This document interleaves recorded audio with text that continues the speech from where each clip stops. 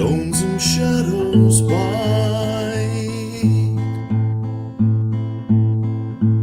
willows whisper of darkness deep and wide.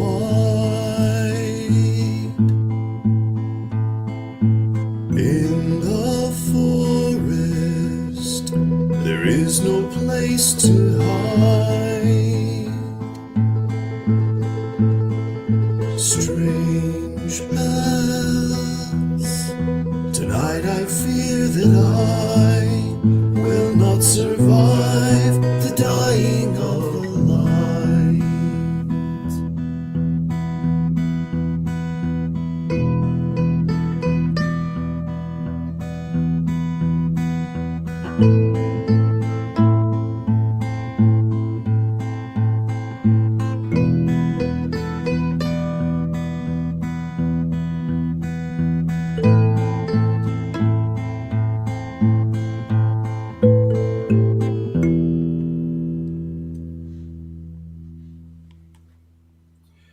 This is The Dying of the Light, Season 3 of the Starfall Collective. The Starfall Collective is a collaborative storytelling group using the Dungeons & Dragons game system as a vehicle for creating rich and compelling stories in a fictional world we've been developing together for a while. You can find out more about the collective as well as the stories we are telling at thestarfallcollective.com. We are back with Let's find out who's in it. I'm Sir Robert, the father and entrepreneur, and I'm the host of this season's story. With me tonight are a few friends playing the characters in this drama. Please say your name, something about yourself if you'd like, and a brief description of the character you're playing. This time, if you could say just something about anything going on right now that your character, I should say,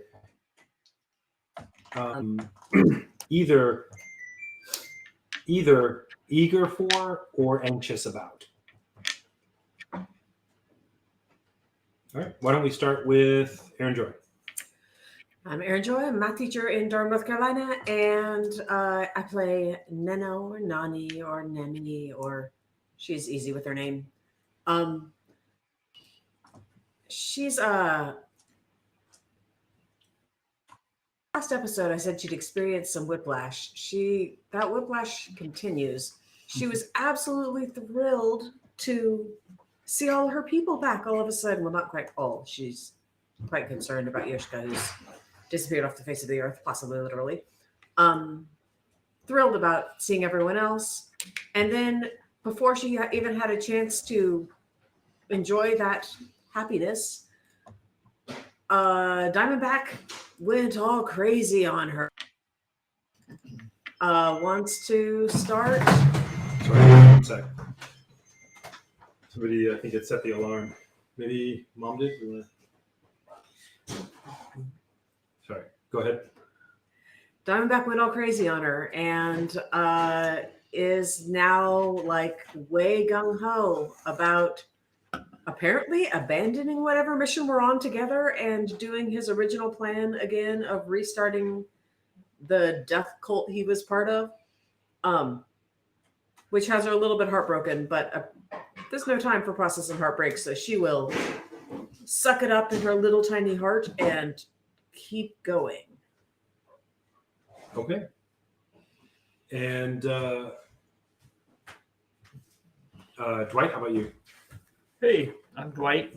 I play Belvari, who is excited for Diamondback's new adventure that will hopefully take him far, far away from him, Belvari. Because Diamondback is extremely dangerous. He's nervous about his new toy that could apparate a lich at any point. But at least Diamondback is selfless. Is he? Oh, Matt, you do such a great job of playing Diamondback. Okay, good. How about Josh? How about you next? Hi, I'm Josh. I do software stuff, and I play Inca Tink, a Kinku, who earlier today, it struck me as a marvelous and possibly lamentable thing of bittersweetness that he never practices anything. He only sees and replicates when it comes to vocal things, at least. And, I just, I wonder about his place in the party. I think that he is somewhat anxious about some of his relationships with others in the party, but he is eager to get that focus. And he knows that the only way to get that focus is to keep the party coherent for now. So I would say that covers it. Okay. Jacob, how about you? Hi, I am Jacob Burbridge, and I am playing Talad, the human who was, as we know, in a very, very stressful week, he's very anxious about the next couple of days because he has no idea what's going to happen. He's recently found ways of distracting himself, like eating at the banquet that we had and sleeping, but he's sort of repressing the anxiousness. And to give just a sense of timing for both our players and listeners, the Talad has been with the party for a couple of weeks game time. So it has not been long as far as that goes. Okay. And Jacob, I'm going to have you roll for me 1d6. All right. 4. Okay. Patrick, how about you?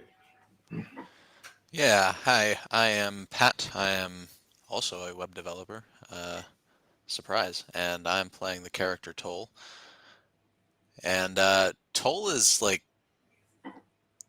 he's not really like, he doesn't feel comfortable at the moment. I don't feel like anybody in the party feels comfortable because Spolash is nearby, even if we're not directly on his radar. And I'm still not super trustworthy or not super trusting of Garriot.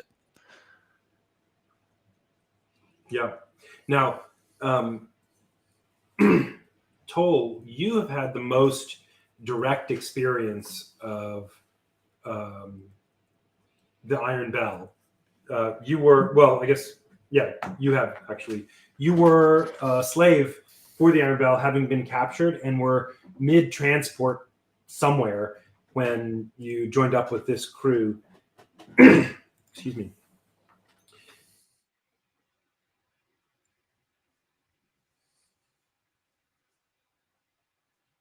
Oh, are they frozen? Uh-oh. So, Robert, you're frozen. We just got one frame of you, but then lost it. And another frame, but you're still frozen.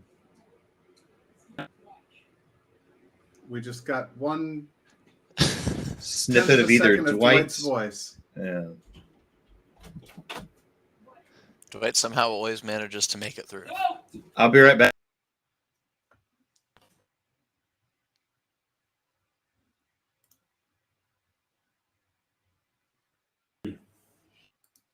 That's a little better. Still not great. Yeah, we got 0.2 of a second there. Nope, still not good. Still not good. Still bad.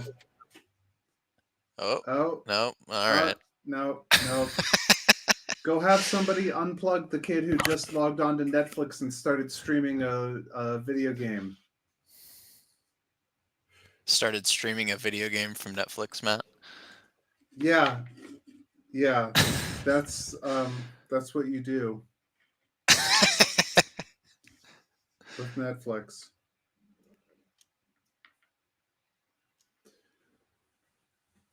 Sisters. Share logins until they boot you. Psychiatrist? We'll tell you when you come back, and we can see actual video and get actual audio, but we still don't. We're still not getting it. It's still bad. So Robert looks like Ted Cruz in that frame. I did not see it.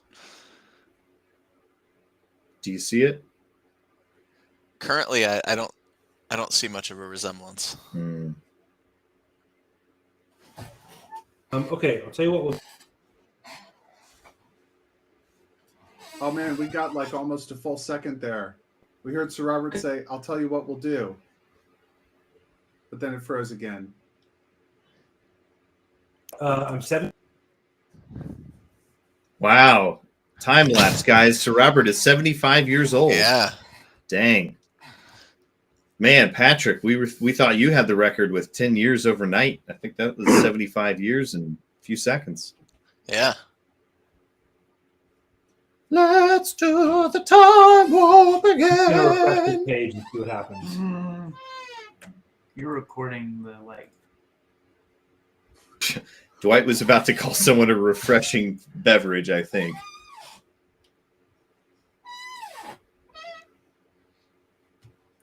Dwight's not very good at ontology, is he, Matt?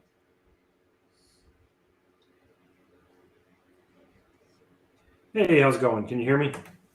We can hear Yes. you. That was a full And sentence you that haven't time. cut out yet. Seems pretty good. You're an avocado. All right. People Great. do try to smuggle me across interstate lines. It's true. So I don't know what that'll do to our audio, to our upload, but it doesn't matter. We're really early in. Plus, I'm recording it locally, plus YouTube, something. So, Patrick, I was just going to say, was previously owned by the Iron Bell. Right. They claimed, not making any transcendent statements on the ownership of people. And what is Toll's, let's say, disposition towards an encounter with the Iron Bell in general, like if there were to be some kind of fight? Toll considers himself a very pragmatic individual, and he would love to stomp them into dust, but he also realizes that they're very well equipped, and it would be an extreme task to match their resources. And does Toll feel differently about the Iron Bell of Simderon versus the Garriot Iron Bell, or not? He's not gonna go out, committing indiscriminate violence on the Iron Bell either way. It's not like them, but he doesn't. I guess he hasn't seen them enslave people or like slaughter villages, so he's reserved the worst of his judgment. Okay. It's unclear to him whether they're the same in that way. Right. All right. His initial Fair enough. inclination is that they probably are, but he'll wait to see evidence. Okay. And that sounds good. And Matt, why don't you tell us a little bit about you and Diamondback? Hey, my name is Matthew Talamini. I am a writer and web developer based in Providence, Rhode Island, and you can find my stuff at MatthewTalamini.com. That's Matthew TALAMINI.com. I play the extremely shirtless wizard Diamondback, who might be described as a try-hard anti-hero. On fire. Who's Grimdark try-hard anti-hero. Grimdark try-hard anti-hero for sure. Grimdark tryhard anime. Tryhard. Shirtless too. So Yeah, he I said think anime. right now he's yes, everybody goes shirtless in anime. At least the Grimdark tryhards do, I suppose. So Diamondback is presently very excited about the downfall of the Iron Bell. Okay. Sounds good. And thank you for asking, Sir Robert. In Inkatink, if Inkatink were to answer that question, Inkatink is also very much ready to see the forest floor soaked red with the blood of the Iron Bell. All right. So let me see. Somebody, just one person. Actually, somebody just volunteer for you know not what? I'll volunteer. Okay. Give me a sec. So not on brand. Hopefully, it's just sneaked off into the woods. And that is the brand. Need another unicorn. Yeah, Second focus. get it stabbed on the other side. Focus in each hand. Great. So let's go ahead and pick up with our story. Preview on the dying of the light. Our party has made their way in parts to Miradau. Party in parts. That's right. Sorry, I hear the beeping of the tintinnabulation of a washing machine. Inka Tink is just muttering to himself in the corner.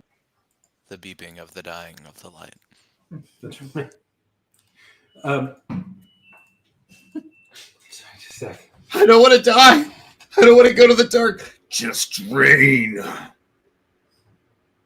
Okay, so our party has made their way to Miradau in. The Okay. timing is impeccable. We just fully shifted into an existential comedy sketch. I think Inkatink's going to be the first to break the fourth wall. I saw a YouTube video of a guy playing music on his It's dryer. not one of those. So our party has made their way in two parts to Miradau, have joined up again, though they are perhaps conspicuously, lacking one Yoshka and maybe something else. More conspicuously for some than others. There you go. They have been there now in Miradau for overnight. They slept the night in Miradau and are planning to leave. When last we met, Yoshka, who had all of the gems for the party, had gone somewhere, hopefully, and they had no way of opening a teleportation circle to get back or to get anywhere else, basically. And so Garriot and Neno and Inka Tink were perhaps planning to, hoof it to make their way somewhere by foot. Garriot knew, he said, basically how to get away from the eastward march from the west of the Iron Bell. However, when when Diamondback, Toll, and Talat and Belvari arrived, they brought with them some gems and apparently had distributed several gems into each of their packs. So they have a way of getting from here to there. The night has passed. It is now early morning, the time at which people tend to wake. Because the night is in this place, I mean, it's a normal night, but nobody goes out, generally speaking. People are often well rested, as you yourselves are, having a long rest this night. Those of you who have leveled, good. We pick up. We're at various people's places. Neno slept at her friend Urella's house. Several of you slept in Garriot's front room or something like that. Let's go ahead and start with, there are some animals around the town, and you hear, sorry, one sec. No door. And you hear some normal crowing of a rooster, this sort of thing. Cawing of a rooster? Rooster crows, right? Yeah. Okay. I got thrown off by the word crow, and then I looked at Josh, and I was like, he's not a crow. But kind of you to notice.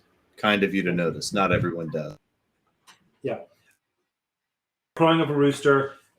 You all are waking up at approximately the same time at your various places. Go. I was already awake. Okay, you've been up the night, part of the night, early.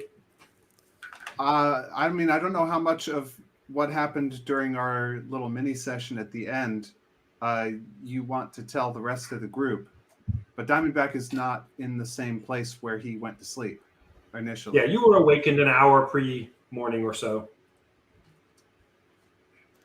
Toll also, I never mentioned the thing that was cut out when I was on my phone. I think that I was going to discover some components at some point, and we talked about it, and I don't remember if that ever happened or not.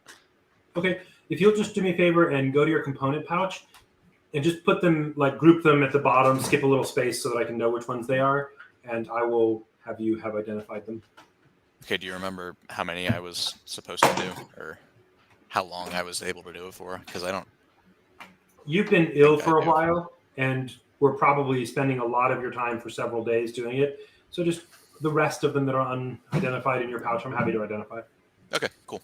So Inka Tink grabs some minor illusion components, and he goes over to Garriot and Nino, and he gets them together, and he goes and he gets Diamondback, and he kind of looks around, and he looks around for him. He doesn't see him, and he kind of furrows his brow, and he just kind of grabs Garriot and Nino, and he holds out the minor illusion, and you see an image of the houses in the bottom of the lake, the black stone houses, and there's little cartoonish zombies shuffling around in between the houses.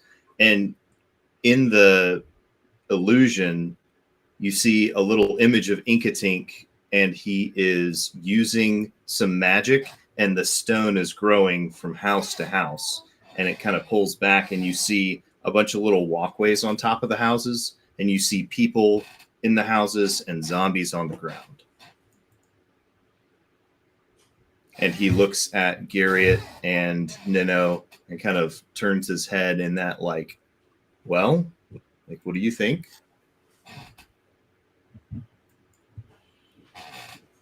Depending on how many zombies there are, this could be a good way for us to make a secure area in our lair.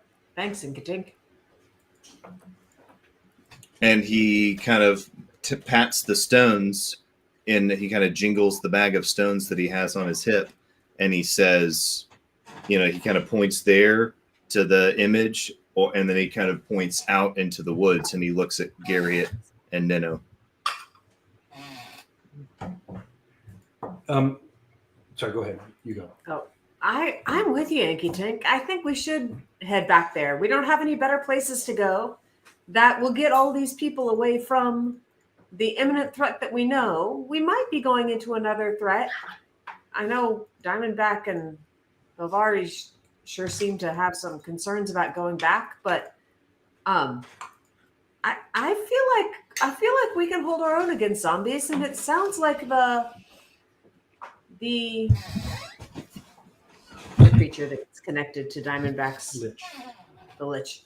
It sounds like the Lich is not as imminent a threat to us there as Near Diamondback. Yeah, I mean, she Maybe. seems trapped for now. If she gets loose, she's going wherever Diamondback is, and it doesn't sound like Diamondback is coming back to the lair. So weirdly, right next to the Lich might be one of our safer choices. In fact, we could get rid of Diamondback by just going in and killing a Lich. Hey now, don't you talk that way about my boy. Before we go any further, Garriot sort of reserves comment. He doesn't fully understand everything that y'all are talking about, nor does he fully understand what he's seeing in this minor illusion that lasts for, this scene. He's open. He just is watching and trying to understand what he might be getting his townfolk into if he were to agree to something. If Belvari came over, Inka Tink looks over at Belvari and kind of pokes his head at him and turns his head to the side. Hold on for a second. Right before we go any further with that, Sure. Diamondback, as you see people coming out of their places, what do you do? Well, I was on one of the watchtowers when we left, kneeling with my staff and my focus, waiting for something to happen. Has Mhm. anything happened? To your ability to tell, no. Okay, so people are stirring around me. Hmm. Um, and it's sunrise, and the rooster has crowed. No, it's morning. All right, there's no sunrise, of course. Sorry, it's lightness coming That's through right. the leaves. The A rebirth slight, of a the slight, a slight dark greening to the dense fog around us at all times. Yeah. So Diamondback stands up, stretches, checks his shoulders, makes sure that the continual flame is still there. It is. Stows his staff, behind him. Stows his focus. Looks out, looks around, looking for something. Does he see what he's looking for, DM? He does not. Okay. So yeah, he's going to go back down and meet up with the others. Okay. Uh, And so you do. Neno's starting to wonder if they were actually going to leave, like this morning. How can she leave a message here for Yoshka? Because this is the place that Yoshka knows to find them if he can make his way to them. that Spolash won't get. Yeah. She doesn't have any ideas. She's wondering this aloud. Feel free to chime in if you have any ideas, team. I can send an animal messenger to Yoshika. Will it be able to find him? It could wait here, and if it sees him, it could give him a message That sounds kind of in the great. next 24 hours. Unless it sounds kind of great if we could make sure it's not one of Spolash's animals. Yeah, I mean, the animal would have to hide from Spolash's. Animal domination. Mhm. Yeah, that's all I got. I don't have any better ideas either. You have 25 words if you want to do it that way. We also could just trust that Yoshika would figure out if we're not here, we've gone back to our lair. He's a savvy boy. He'll find us. Mhm. And that might be safer than leaving a note that could be magically decoded. Yeah. Belvari. Go ahead. Oh, I thought we were done. Inka Tink just realizes something. And kind of, you see him kind of freeze and kind of freak out for a second. You could make an insight check, but he just realized something and kind of looks over at Nino and kind of shakes his head and kind of gives her a hug and goes over to Belvari and shakes his hand. Okay, I definitely want an insight check. Roll it. All right. Sorry, D20s. Also, you have don't forget your It's too insight slow. modifier. Thank you. Okay, 21 with my +4. I would like to see if I have any insights. I don't like this hug business. I want you with me, Inkatink. Mhm. There's no Yoshika. There's you. Did you say 6? Mm-hmm. And Aaron Joy had 21. 21. I think probably with the 21, you would realize that Inka Tink just clicked for Inka Tink that Yoshka, that Nino and Belvari just agreed to make a nest. Like they actually committed to it. And I think that did something for him. When did that happen? When I'm he up for it. suggested, You Gary were was talking mine, about yeah. running back off into the woods, and Nino actually like comprehended the idea of like, no, let's save the house, let's save home, that kind of thing. Oh, I got you. Diamondback But I don't. says, Or it doesn't get you. Diamondback says, friends, I owe you all an apology. I've spent much of the night in meditation, going over the ancient scriptures in my mind, recalling the teachings of my people, centering myself, learning the ways of this, pulls out his focus, this magical object. And I believe that your way forward is best. We should return to the lair, as the dragon said.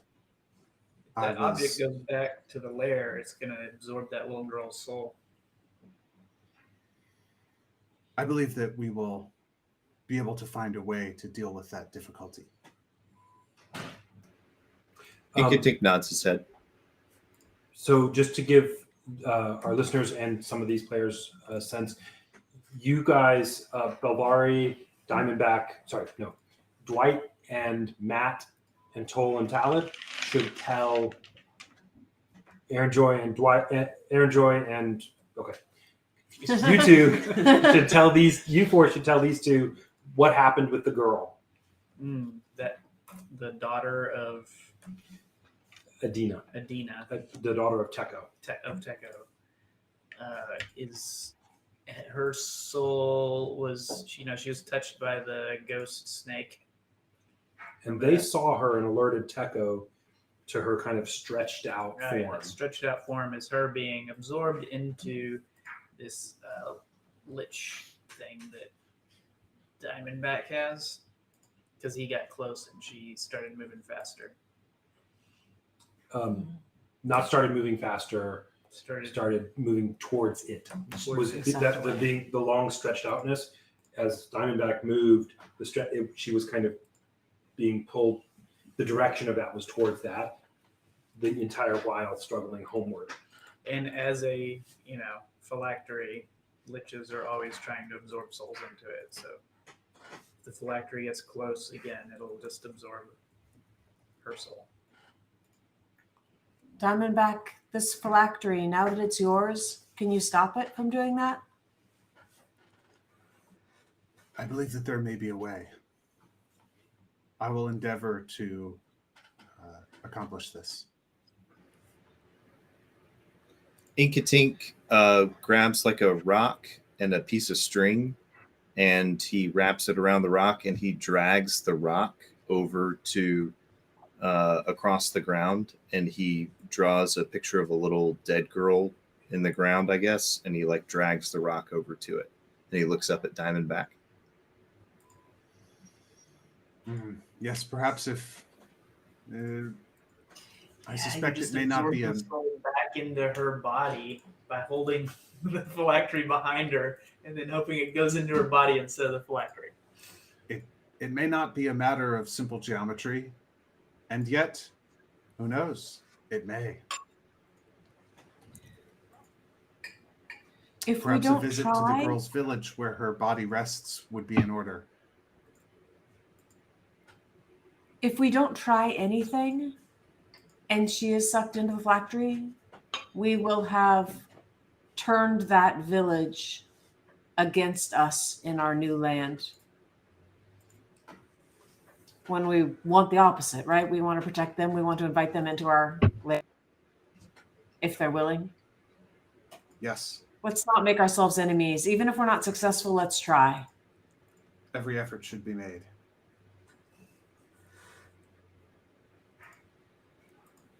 So,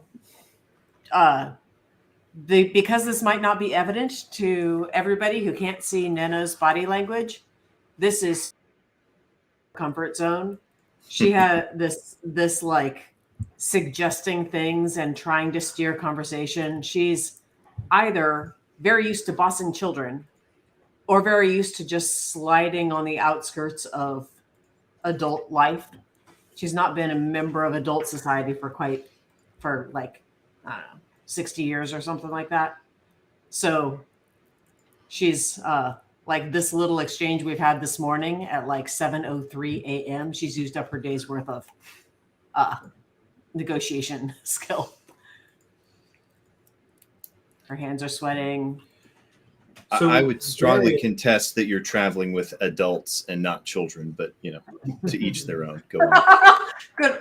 Last 3 weeks accepted. I'm at the prior 80 years before our current adventure. Touche. So Garriot chimes in at this point and says, well, we've got to go somewhere that's not here, and we should leave quick. I told him at the end of the day, but honestly, I don't want to be moving about in the night. So we've got to go. If y'all have a place for us to go, we're open. But if you don't, some of us know how to make do in the woods somewhat. Let us go. Ready to Diamondback? teleportation circle. Diamondback, Take can the you gems. take a teleportation circle straight to the village? No. Inka Tink snaps his fingers at everybody and says, like, wait, 111. And he uses minor illusion, and you see a portal open up, people go through, it closes, the teleportation circle is still there, and then you see Spolash walk up to it.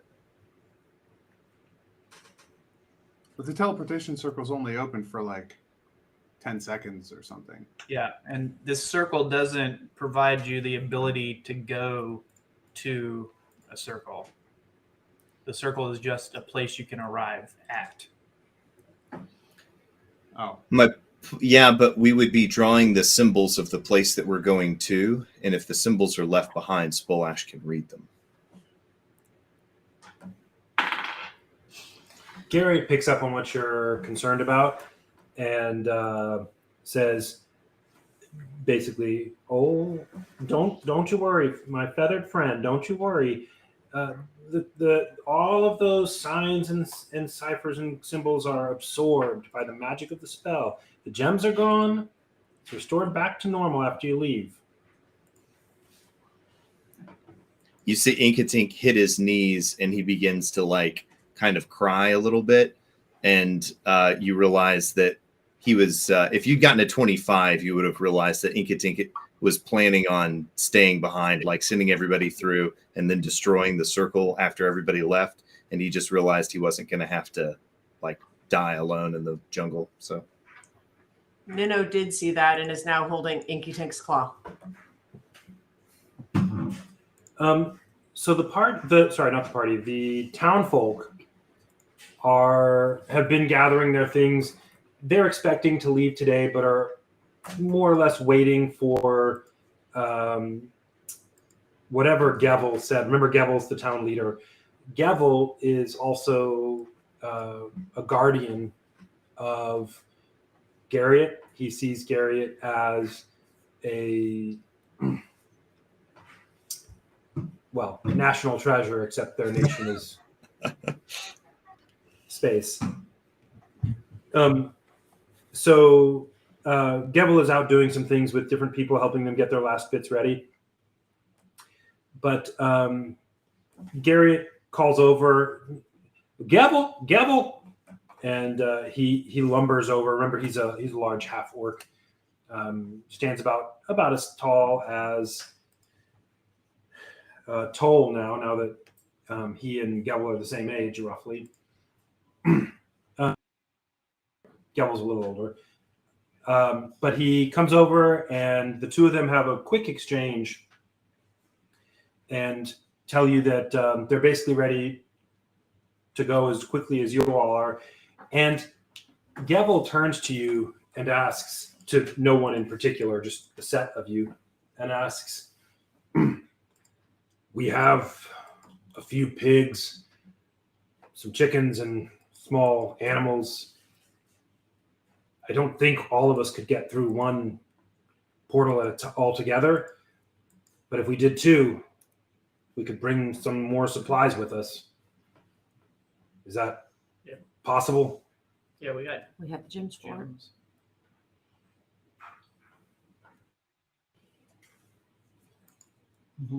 Okay. Does anybody want to commit to that? Or I don't know how to do it, so just you don't know how to actually do it? Okay. Yeah. You mean how to make the teleportations? yeah. Inca Tink- them. Inka Tink says, Inka Tink goes up to him and nods and kind of does his claw and does like a bunch of fingers jump over.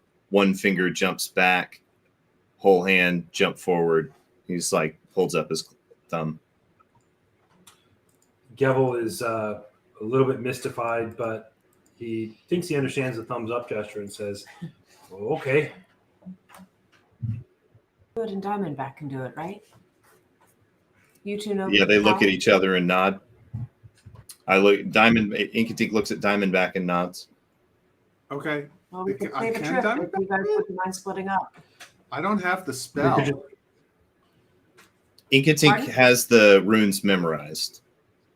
Like Inka Tink pulls out some like a stylus or something and begins to, or like goes and gets some salt, right? There's got to be some salt. And he begins drawing it with his finger and begins drawing the circle. So Inkatink can set up both trips and go on the second trip. Yeah. Yeah, That's no. true. After he draws the first circle, he just goes over to another spot and draws the second circle and goes over to Gevel and kind of does with his hands like, like break it up, get some of them over here. So that way there's a staging area for each group. And he looks at him and he tries to figure out if that's going to fit in a staging area. And then if need be, he'll draw another one. So do we need to do like a survival check or a wisdom check, or is that just common sense? Like that makes sense. Like we could get that much through. Okay. You have the ability to do something like that. Okay. And you can set it up, set the gems in. Garriot knows how to use them too. He just doesn't know the symbols where you're going. So you can set up the symbols, send the first half through. Maybe some of you guys, some of the townsfolk, for example, because they don't know where they're going. They don't want to just blindly go into a portal. And it could be filled with zombie snakes. So I'll go first. I think you should go first. Matt? You're the one who can build us. hey, Matt. Yeah. Sorry. Go ahead. No. When Belvari suggests going first, she agrees. He's the one who has the functional earth moving ability, and we're going to need a lot of that really quickly. So if something happens to interrupt stuff and he doesn't make it, the city is less likely to succeed. I will go with the first group. You should be ready to run away in case the soul starts absorbing as soon as we get back. Yes, I will. Inka Tink points at himself and like does the motion for like flying off, and like points like, "Do you want me to stay with you so I can make you fly off suddenly if you need to?" That sounds like a good idea. Okay, That means if you go with the first group, you can't go with the second group. that's true. You can't start the circle for the second group. So that's a bad idea. Inka Tink realizes that and is like, "Oh, okay." Can Garriot do it? Garriot can do it. He would have to learn the circle, but yeah, he could do that. He could study it after Inkatink draws it out. Yeah. Okay. We draw it out for So- him. It takes like a minute to memorize it Yeah. or something. So Gebel says, "Well, we do appreciate it. I'll tell you what. Obviously, our people, our children, are more important than any of the belongings. So we'll have all of the people go through first, leaving behind." And he looks around and says, "Me, Horan," he's the leather worker of the town, and how about, and looking around, Alarat. And the three of us will stay Carry the stuff. and carry the things in. Alarat is an orc, Gevel is a half orc, and Horan is a human. And he says, if some of your stronger are willing to stay and help carry the last bits, that would work. Toll's as well. strong. Yep, Toll will volunteer to stay and help. Okay. So they spend takes about 20 minutes. Gevel calls everyone towards the town center. Talad, Yeah. how about you? Talad's probably gonna go with the first group. Okay, first safety or Yeah. what are just- his motivations? He doesn't like being here because, as he knows, Yeah, right. you know, He it's really gonna doesn't get like Cinderon. yeah. Okay. Yeah, fair enough. So Talad prefers to go with the first group. So here's what we're going to do. Gavel calls everybody to the town square. It's a little away from where you guys are. Y'all are closer to Garriot's house. And he basically spends a few minutes explaining to them what's happening. There's a little bit of discussion, but they know they have to leave and they trust Gevel and Garriot. So everybody picks up a bunch of their belongings. They had not readied their animals. They weren't planning on taking them because you have to go very quickly. Mm-hmm. But what they do instead is immediately several of the people from the town go and they get some rope and they start tying around the pigs so you can pull them all and stuff like that. They get everything and by the door, and Garriot spends a few moments doing some sort of magic that you don't exactly recognize. Most of you, if anybody would particularly like to, feel free to roll an Arcana check. Yes. He seems to. Go ahead. Nope. That is a 4 on that Arcana check. So not I gonna. got a 13. I got a 21. Mm. 11. Inka Tink, you don't understand what he did with the components that he used, but you get a good sense of what he's doing. Basically, the morning light, it's still cool morning. The forest still has that sort of damp smell of the dew of the morning. The light is not fully formed yet. What he does is he walks over to the door and starts pacing back and forth a good 30, 40 foot span on each side of the door, and more or less staring at the wall as he paces.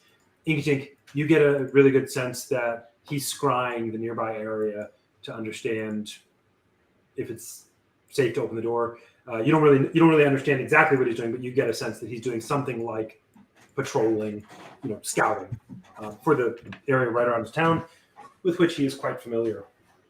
A few moments pass, and a minute or two, and he tells Gavel, go ahead and open the door, which they do.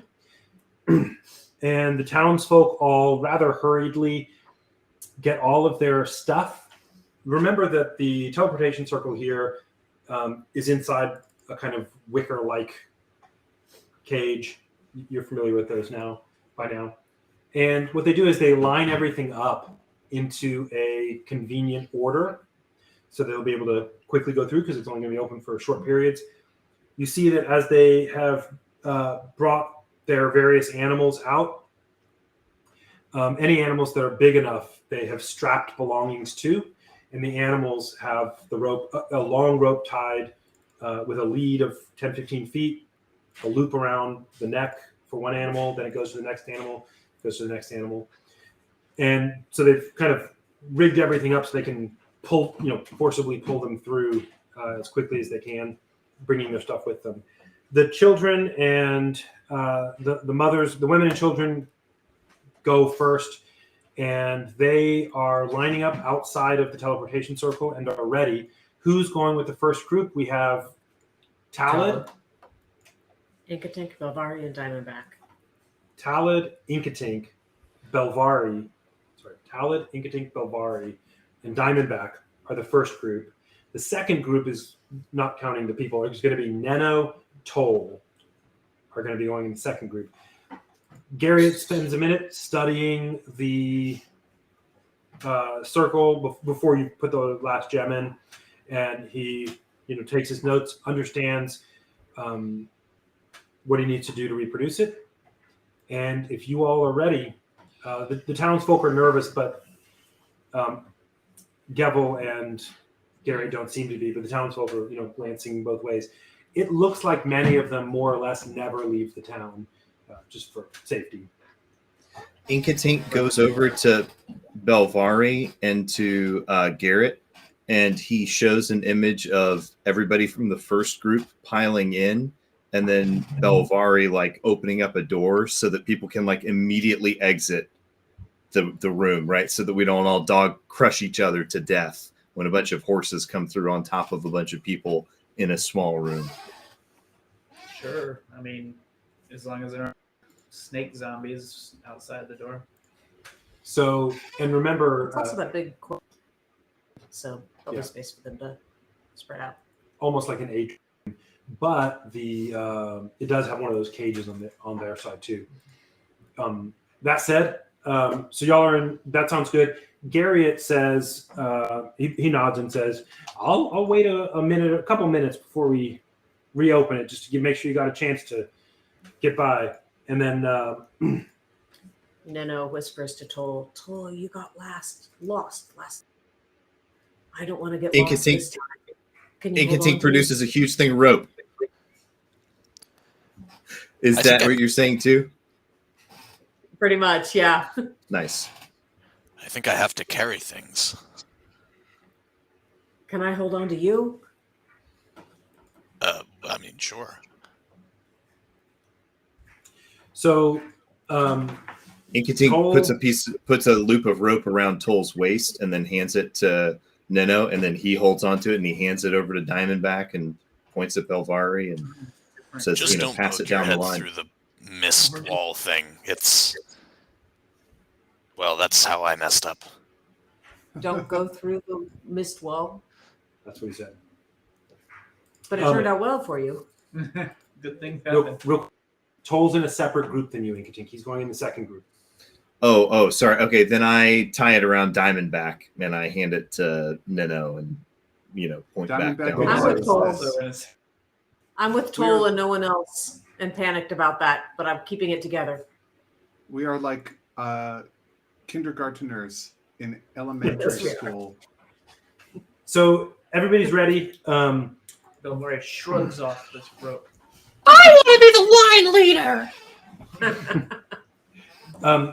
Basically, what you have with you, the single people of this town who don't have dependents, basically, to care for, are going in the second group carry. The married people going with the first group. They request that of the four of you going in the first set, that two take the front and two take the rear, Okay, so that they can walk in the middle of you. sure. Can any of them fight? Well, they have Probably babies, so no. Yeah. So Walden Yeah. is he has a wife and they have two kids. So that kind of thing. Yeah. Okay, Inka so Tink you open the puts- circle. Go ahead. Go ahead. Before we I was go going to say, through- Inka Tink puts Neno right behind Diamondback and he goes to the back with Belvari to Just- take up the rear. Nino is Just- in the second group. Oh, never I mind. Sorry. appreciate this, but I'm Just real quick before we go, Diamondback, you see him say something to himself and make some gestures, and there's some hissing involved. And he studies something on his on the bone snake teeth bone necklace he's always been wearing this whole time, and casts mage armor on himself. Cool.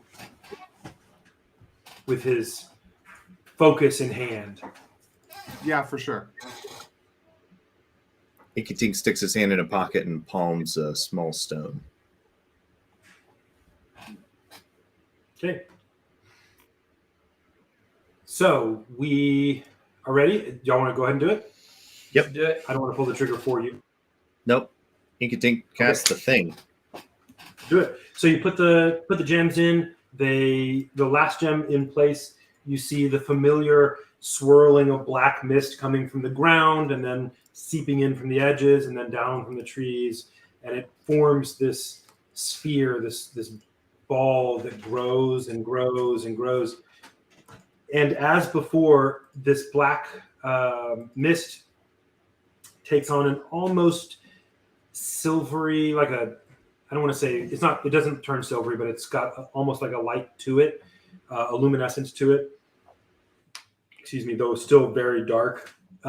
You see the tunnel forming, each of you, all the way around this circle, see that tunnel forming, stretching away from you, an uncomfortably long tunnel, because moments before you saw directly across from you some other person, some friend of yours, something, and now this tunnel stretches well beyond the 15 feet that they were, 60, 70 feet.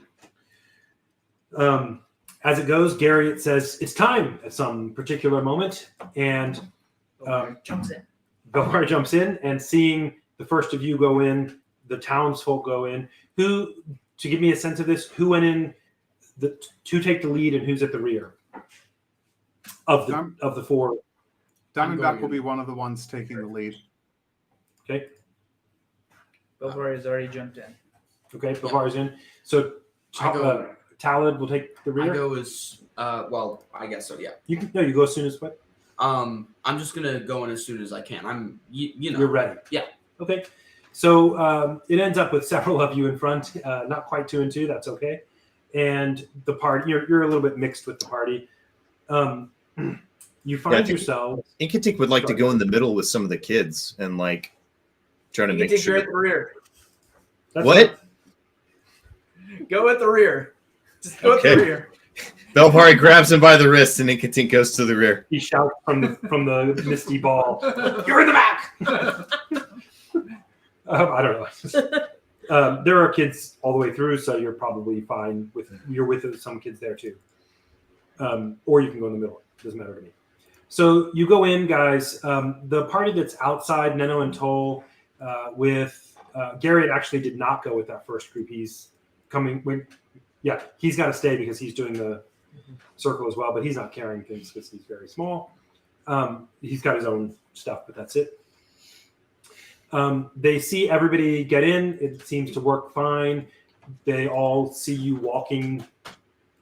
Even though you come at this ball from different directions, it's almost as though you're walking directly away from them, and yet on a converging path, like some sort of, I don't know, Levachevsky and yeah, sort of thing.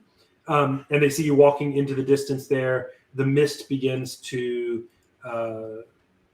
fade and dissipate, and they are no more. You are no more in front of them. They are not behind you because you can't see them. The tunnel is as you remember. It is just exactly the same. You find yourself walking.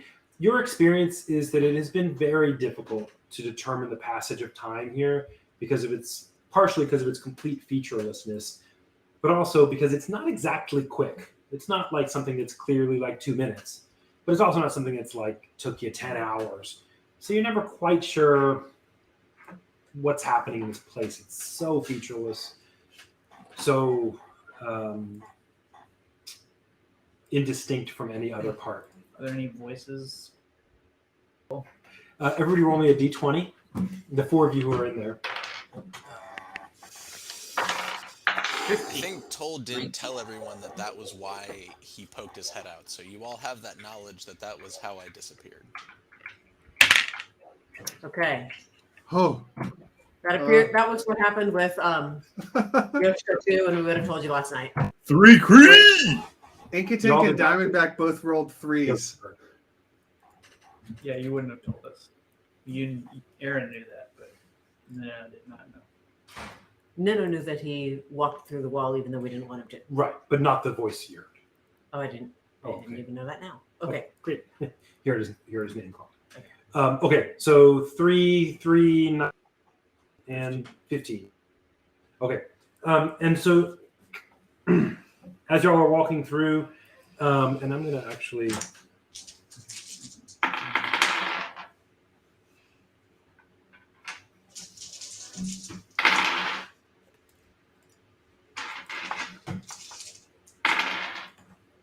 Okay.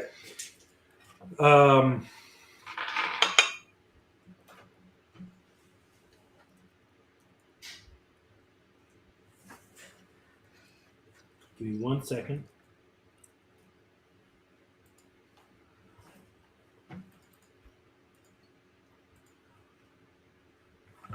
Okay. Y'all are walking through, and after a little while, you see the end of the tunnel as you normally do. You're now in a significantly more chaotic part than previously, just because there's so many people walking.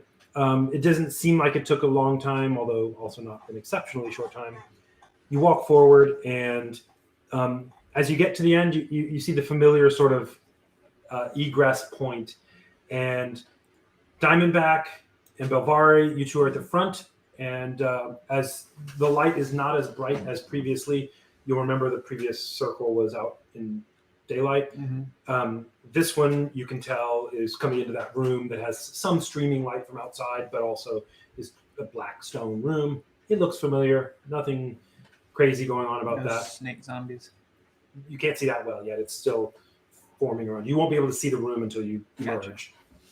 Definitely looking for snake zombies. But you're looking for snake zombies. You want to ready a scream? So that's what Forget I about- say about snake zombie. Forget about holding an action. I'm just trying to hold my bowels.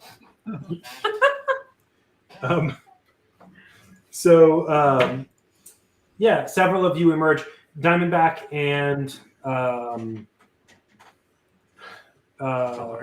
Belvari, as you're emerging, and several of the other people emerge, you hear Taral, who is the wife of Alarat. Alarat stayed behind, but she brought their 4 kids in, and you just hear her say, 3, only 3 kids. But they all, at that moment, emerge from the tunnel. She's trying to figure out what's happening. Maybe he got left behind or something like that. That said, sorry, maybe the 3rd kid, the missing kid did. Everybody emerges. Except for the 4th kid, the mist dissipates. She is still looking frantically through. What are you guys doing? I am moving towards the door, looking for snake zombies. Yeah, same. Following Belvari.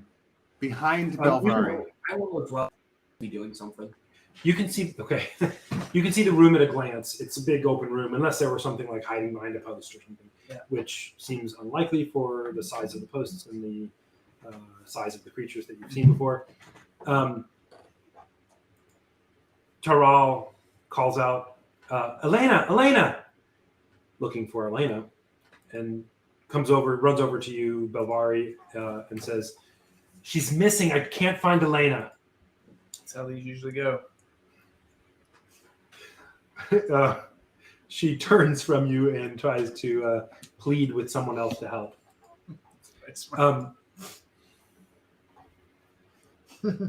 There's nobody here to do it. Okay. No, I mean Diamondback would, if she comes up to Diamondback will say, we recently lost one of our own party in this way. My sympathies. And then he'll tack on, sucks to suck, though. Yeah, and Inka Tink says, good riddance. Actually, I think in some old, nasty, kind of half Danny DeVito, half Gilbert Godfrey, like, good riddance. What? No, Wow, okay. This is like a grieving mother, dude. What? What's wrong with your character? Even Diamondback was kind of nice to her. whatever. Okay. So she is taken aback, and She's lost 1 child and 1 good soul. And Inka Tink wanted to play with the children. Maybe No. Inka Tink has them. He turns and looks at her and says, sorry, Mama. I didn't mean that. I didn't mean that at all. I was talking about my friend over here. Don't worry about it. Sorry for your loss. so y'all have been here for a good minute, standing inside the cage. One of the after the dissipation of the fog, which again was a little slower here than you would expect than you've seen elsewhere, but after the dissipation of the fog, one of the black stones recedes up into the ceiling, as you had previously seen happen. One of the sort of pylons that makes this cage, making effectively a door. Gotcha. Yeah, I go out. I want to stick my head out the door to the room. Okay. And so you do. You can see the whole room from inside the cage anyway. Mm-hmm. There's nothing that you see. You want to look outside into the. Yeah, into Okay. the city. It's daylight outside. Judging by the intensity of the light, you're guessing, assuming no weird changes from having traveled a long way or whatever. Belvari guesses that y'all were walking for an hour or two. That's your best guess on this side. So it's mid-morning, maybe 10-ish. You don't see anything up or down except for the mud slope just ahead of you. You know that not Adina, but sorry. Tekel and Lambrel. Teco and Lambrel would be, if they're where they were, they are around the corner, down a block and a half down an alley, where Adina had been. Yeah. I want to go look and see if that's where they are. Okay. It takes you just a few moments to get there. You don't see them. You don't see Adina either, or Teco or Lambrel. The place where y'all moved camp, it was a couple of buildings down, not hard to get to, and across the street from where you are. As you go out and you're looking around, others start to follow you, and they are sorry. Belvari will say, wait here inside. They all form a line against the wall, and everybody's clutching their children and such. Carol clutching one fewer child than she'd like. What now?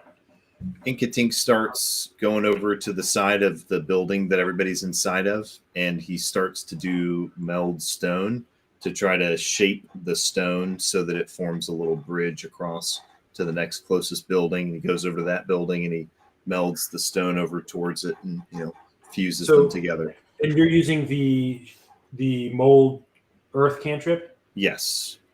I've got a whole bunch of them. Yeah, that cantrip cannot do that to stone. It can't There's a different change spell for the shape. stone.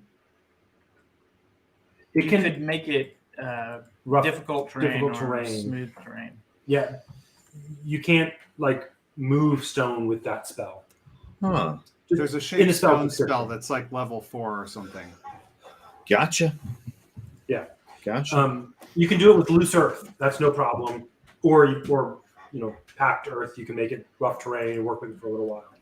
Isn't there no end of loose debris and large banks of earth from water rivulets running? And there's There's definitely muck and stuff that you can put. Okay. Note that you can move it, but it'll also just fall once you move it if it's not being supported or something. Okay, I think in that case he just starts I don't know, man. I think he just gets out his offensive spells and starts patrolling around the block around the house just to make Diamondback sure. goes with him on patrol, just I'll go to the creating a perimeter.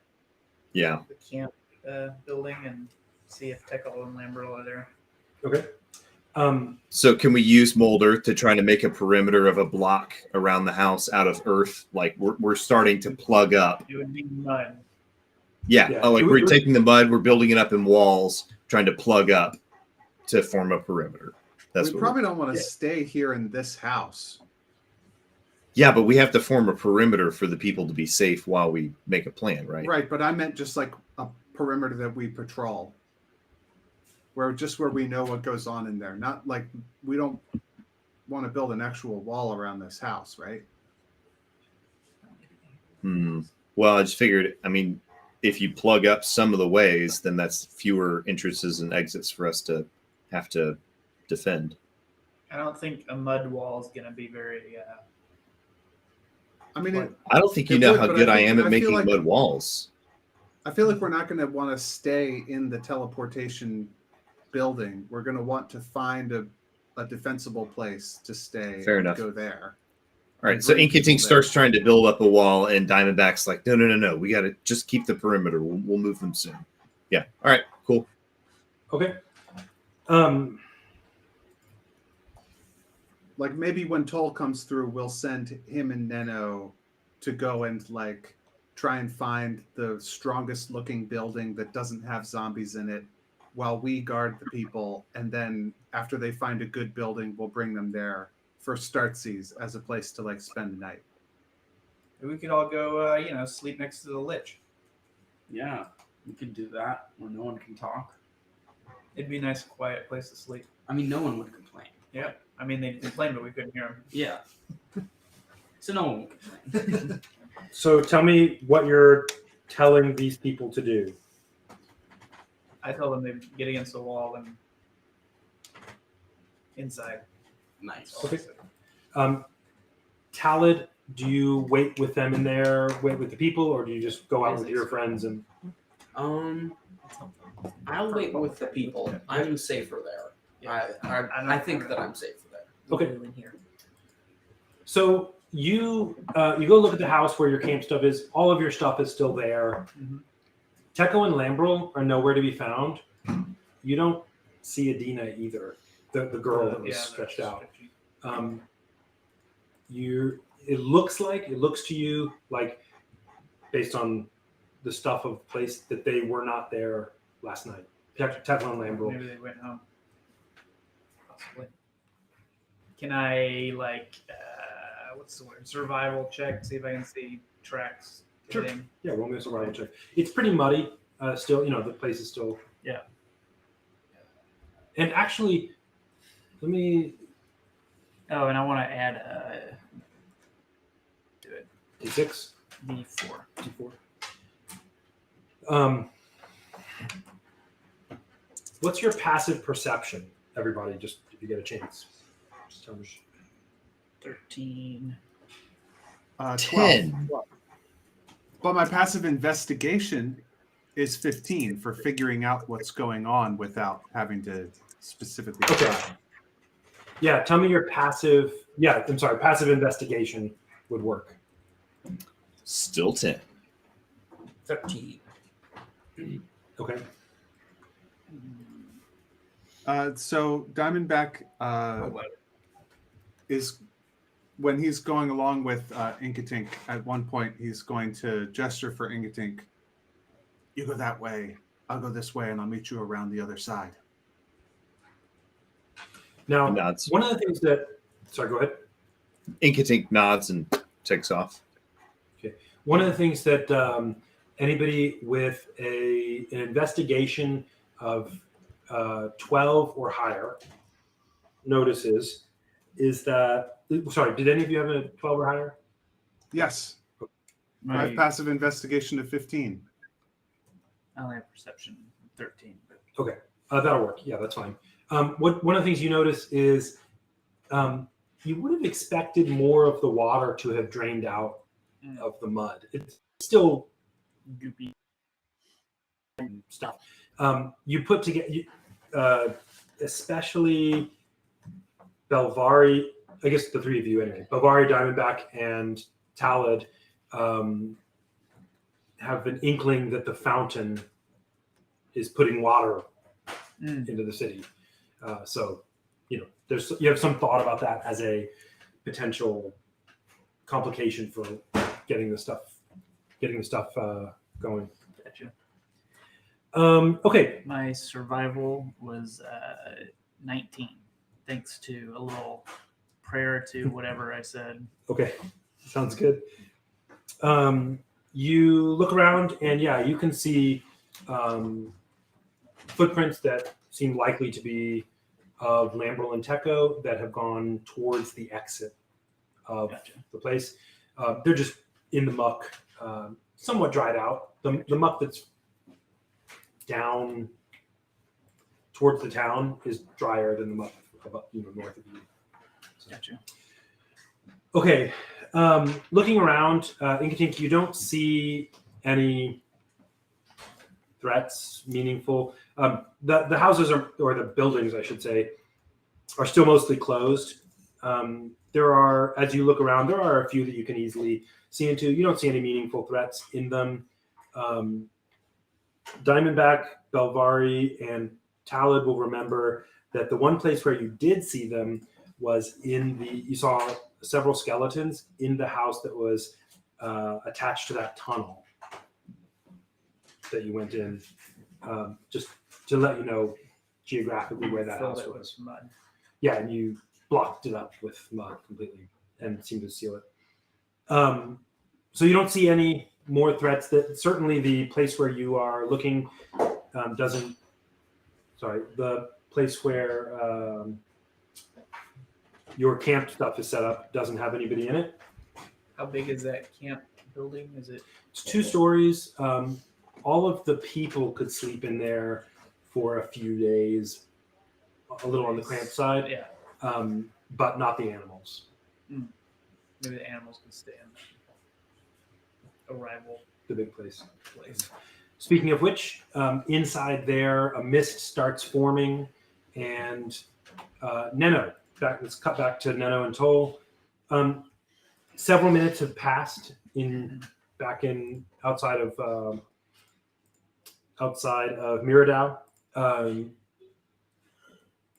Everybody's getting ready to go. Garriot says, "Oh, just a moment," and runs back into the town, which you did not close completely. It had the gate rolled out of the way. He ran back into the town and is gone for maybe just a couple minutes, and then comes back. He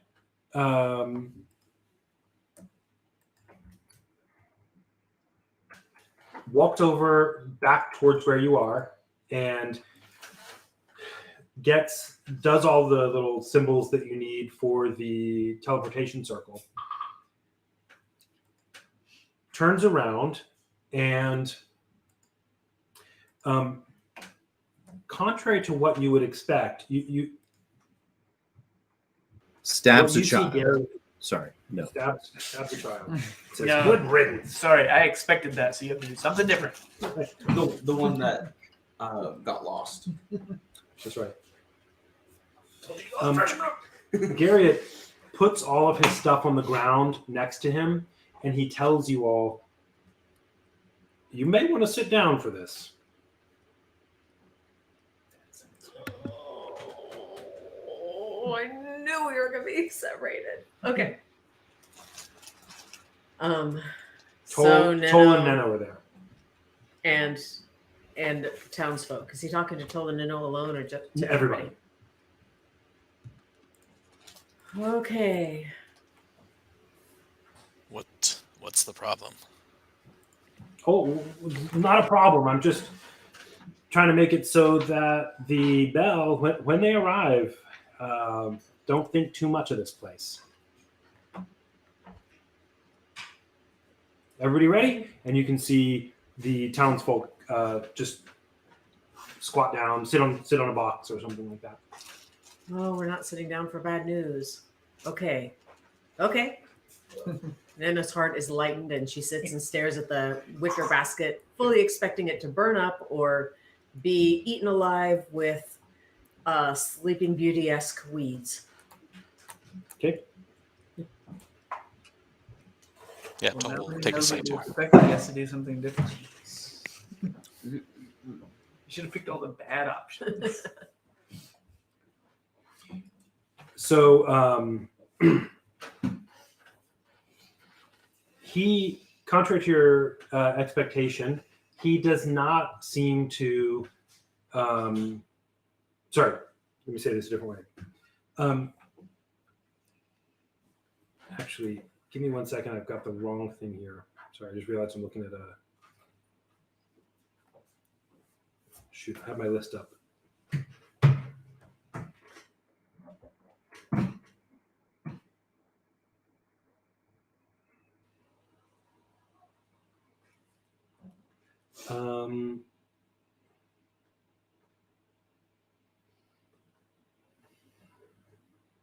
Okay, maybe that's the right thing.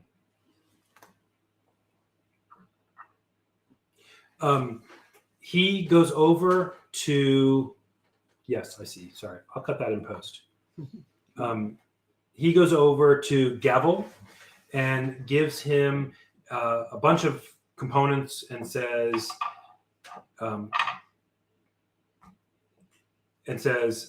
"Be ready, Gavel. I'm going to need these." And Gavel takes them and nods. Garriot walks about 10 feet from you towards Mirrodau and takes a set of components that he has, and he really works them in his hands and just crushes them in his hands, and nothing happens for a few moments. And then he collapses, covered with blood.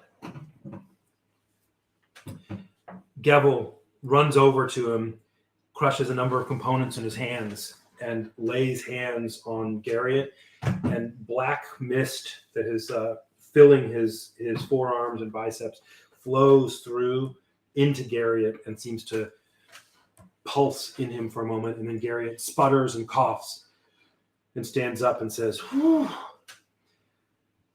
Thank you, Gavel. Thank you. Thank you, Gavel. Are you ready?" And Gavel nods and walks away again, back towards you guys. Garriot has some more in his hands, some more magic components, and he says, "Okay." He does the exact same set of motions, crushes it, and crushes the components in his hands, and black from the ground starts shaking. The black comes up from the ground and starts rippling on the surface of the ground around him. And then again, he collapses, blood covering him like beads of sweat just all over him. And he just collapses to the ground, not moving again. They repeat this. Gavel goes over, seems to heal him, crushing these components. Garriot stands there, just wipes some blood off of him. He's more or less red now from this blood. And he looks over towards you all and says, don't worry. I'll get this." Takes these components again and crushes them. The black mist comes and starts undulating. But then it actually starts vibrating really hard. And as it's undulating and vibrating quietly, silently, it's just a mist, it just drops into the earth. Like the mist gets absorbed into the earth. Nothing happens for a few moments, and then all around you, in a large, not around you specifically, but you can feel Mirrodau, the entire earth starts rumbling and shaking and quaking. Garriot has caused a bit of an earthquake. It is tearing up Mirrodau. You can see bits of the wall rip and fall, and through the open door and through some of the bits of the wall, the stones of the various huts fall off of each other and are being just torn to pieces, like not like complete destruction, but ruining every building that's in there, ruining whatever remains. He finally, that all finishes, and he's been standing tense the entire time, but drops to his knees, one hand on the ground. Gavel runs over again, does the same thing to him, but this time he doesn't seem hurt by it, just exhausted. And you can see that Mirrodau is more or less in ruins. It would still be a bit habitable.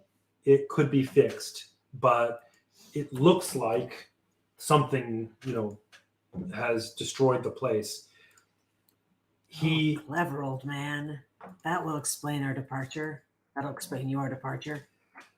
He manages a kind of, let's say, weak, not quite sickly, but very shallow laugh. Yeah. But he's clearly been significantly weakened by what has happened here. He then does the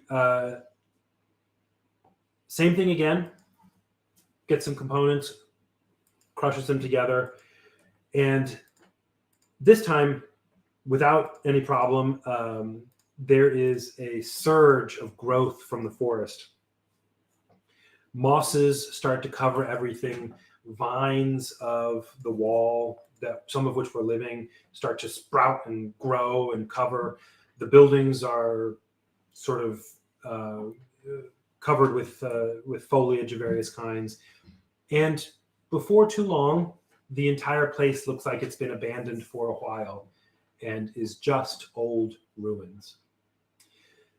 He turns around and kind of gives a weakened half smile and takes a few steps towards you, but Gevel trots over to him, picks him up in one arm, puts him on his shoulder, and they don't say anything, but Gevel's clearly going to carry him. Everybody starts, the remaining townsfolk start packing up their bags, anything remaining. Most of these are boxes tied together to make like tall backpacks. And they are completely loaded up. They've got pigs that they pull around. They've got a few crates of beets and some other things that they decided to take because they have a place to go instead of just being on the run, and go into the sort of cage. Neno and Toll, there are a few more things for you to pick up and come into the crate. The cage. Yep. I do. Yep. You come into the cage, and Garriot is like leaning heavily on a now blood smeared Gevel. He's got prints of Garriot's blood on him, and he's Garriot's been kind of, and Garriot points to something and says something quietish to Gevel, and Gevel kind of walks over and takes a small gem, the last little spot. As before, the mist forms, does its thing, and you see the tunnel forming before you. At some point, Garriot whispers something to Gevel, and Gevel trots into the thing. And in particular, the orc Alarat is carrying a whole bunch of equipment. So he's got a big, pack full of stuff all lashed together. Carrying Garriot on one shoulder, Gevel, the half-orc, has tied it firmly around his wrist and then grasped in his hand the rope that leads the pigs, and he's just pulling them in as fast as he can. They don't exactly know what's happening, but they're following. There's excuse me. There's about a dozen small pigs, not tiny, just not regular sized pigs that he pulls with him, lashed with stuff. You want to go in? Yeah. Okay. Yep. You do. Talad, you will notice on the other side, the cage, the black stone the pylon has slid into place, and a mist is slowly forming in the tunnel there. You walk through the tunnel. It is the same experience you had before. Talad and Talad and Neno, please roll me a d20.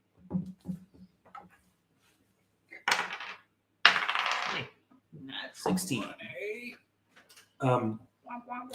You said, sorry, you're not rolling. It was Toll. I meant to say Toll. What am I rolling? A d20. Right. I hope this doesn't declare who gets whispered away again. 16. Okay. Great. So y'all are walking for a little bit. You're Neno. If I remember correctly, Inka Tink has tied a rope around Toll and given you a loop that you can hold on to, because Toll is carrying a bunch of stuff. Yeah, sounds right. Neno, as you're walking, you hear Okay. in a voice that you do and don't recognize. You've never heard the voice before, but you associate this voice with something familiar. And you hear, Neno, Neno.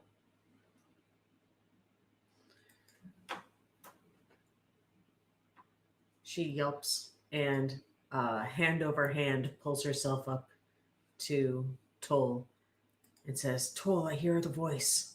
I hear a voice. Do you hear somebody calling me? I Toll, you don't hear you don't anything.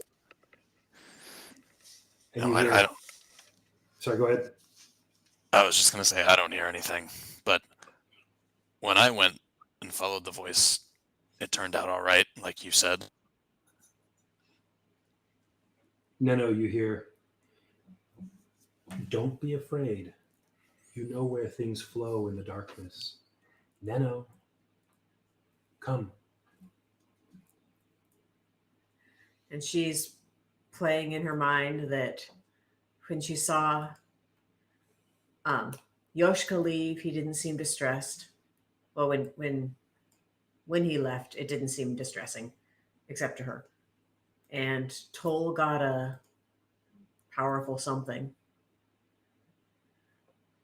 And that is an appealing proposition, like an appealing way to appeal to her, because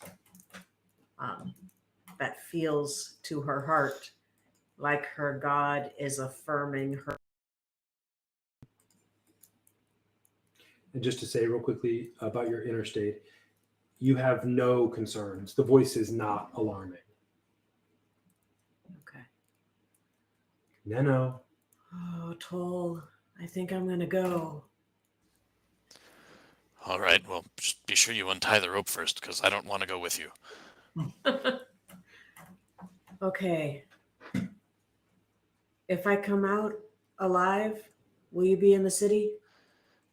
I think No, you'll be Larry? fine, and I assume we'll be nearby, but if we have to go somewhere else, we'll leave a sign. Drops the rope, shakes her shoulders, flips her veil over her face, and walks to her left through the misty wall. Toll and Neno were in the rear of the party. You came in last with the stuff. Garriot is in no condition to notice anything. Gebel and the others aren't paying attention. They're handling pigs and packs and other sorts of things and walking forward. As you go through, they don't seem to notice that the diminutive Neno is no longer there. Toll does not let out any sound of distress or anything. They simply find themselves walking. You arrive, eventually the others, Toll and the rest, arrive, and Talid, you see the remaining townsfolk and Toll carrying a bunch of stuff and a bunch of pigs and other things, step out of this swirling mist. I think this is the first time you've seen someone arrive from a teleportation circle. You've not walked through twice, but it's a different thing to watch them almost approach you from nowhere without moving and then be there. And the pigs do it too. They come through. The mist dissipates, and the black pylon slides up, and the people, seeing their townsfolk, join them on the inside of this wall. Toll, you see Talid there as well, as he seems to be, bless you. He seems to be the only one waiting with the townsfolk. Toll, you can go to him. Talid will look around for a minute and afterwards see Toll and say, "Where'd Neno go?" She heard her name being called, and she followed it. Talid is very confused by that, but assumes she'll probably be okay. Yeah, she'll be fine. This happens sometimes. Oh, okay. Yeah, he just shrugs off. Okay. This is a good spot for our 10-minute break. I need to do something for a few minutes. I also need to do something for a few minutes with Matt. So, Can I say 1 10-second thing? yeah. 5 seconds. Inka Tink hears that being said from Toll's mouth, and Inka Tink walks up to Toll and punches him in the stomach and then flies off. Just off into the blue. Just gone. He's just gone. Okay. I don't think that really hurt Toll because your bones are hollow and he's half orc, but It probably didn't. I'm the imagining message that it was was clear though. I'm imagining that it was comedic, how like, thunk, and then he just flies off. Bones are hollow, and so are your compliments. So why don't I do this? Go with Aaron Joy. Why don't we do ours first? I'll ask. We'll take our break. You guys can go. This might end up being longer than a 10-minute break because I also need to do Matt right after this. So maybe Matt come back in 5 or 10 minutes, and Sure. I'll ask you two to just do something else and I'll listen. Yeah.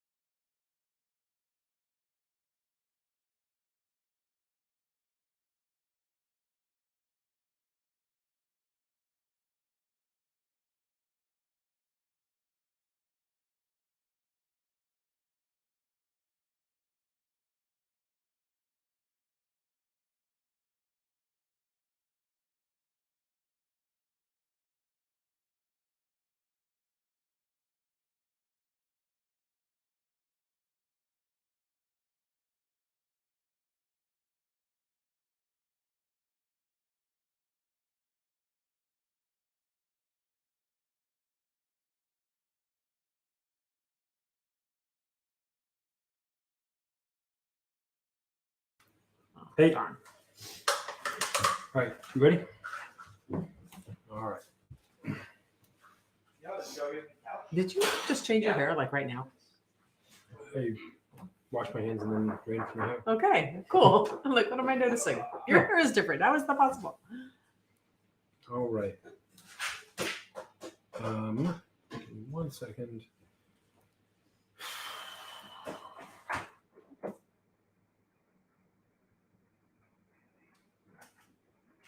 There it is.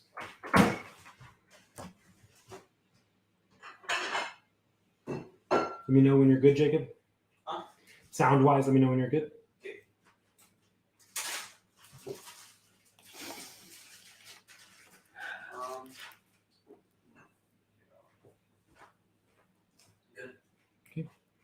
Let me make sure I've got my mic on. Good.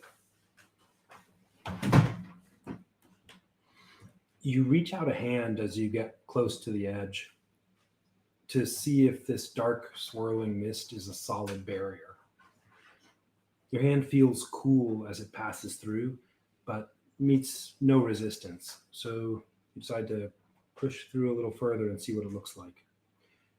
Your friends continue walking, and as you step towards the tunnel's side, For a moment, you find yourself surrounded, completely enveloped in the mist, disoriented and maybe even a little dizzy, but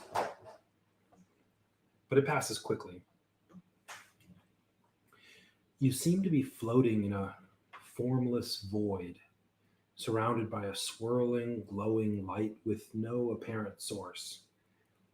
It fades into the relative darkness all around without any trace of edge or shadow. You appear to be standing on an immense gray floor, perhaps of stone. It's solid nonetheless. You feel a kind of synesthesia invading your mind and reshuffling your senses. Above you, everything is the same obsidian color as the ground, and you can't find a horizon anywhere. The faint taste of violet phosphor causes you to smack your tongue a few times. You hear that same voice you heard again, but this time a little clearer. Neno. You can't quite tell where it's coming from, or maybe you can, but you can't get a sense of direction. You take another step and are following along the road at the top of the mountain ridge. A thick gray mist is above you, distinctly unlike the dark mist that usually swirls around the floor of the forest. To your right and left, the faces of the ridge drop off quickly, and about 100 feet below, you see the tops of trees. Distant valleys are spread out below you on both sides. You walk a bit further ahead. For a moment, you almost remember a tall ridge with valleys all around you, but you let that idle imagination drift away as you continue to enjoy the pottery mug of ale, reclining against a familiar oak tree in the fertile town square.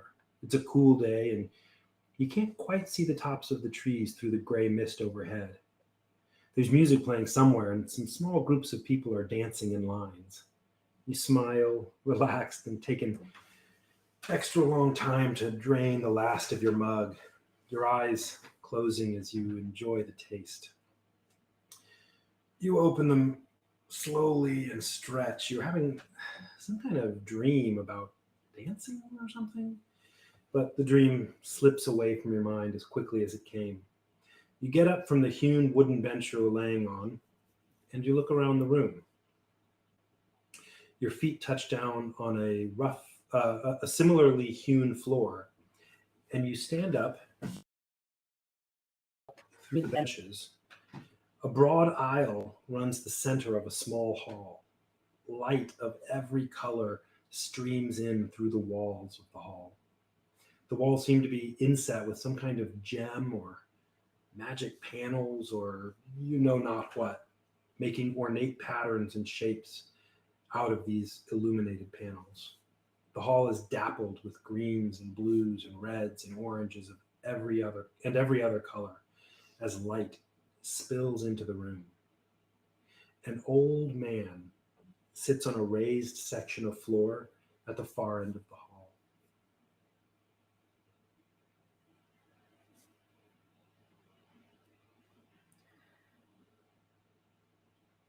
I scamper toward him, my feet feeling like they felt when I was 10, that walking was too slow for everything. I had to do it at a skipping, hop, and shuffle and jump and leap. He says, "Well, hello there." And you get the distinct impression that this is probably the oldest person you've ever met. He looks human and still. Hello, old man. He sort of chortles at that.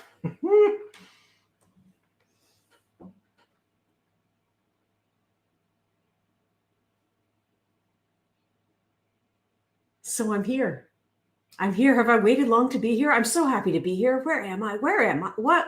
Where? Who? Where am I? Who are you? I don't know you, do I?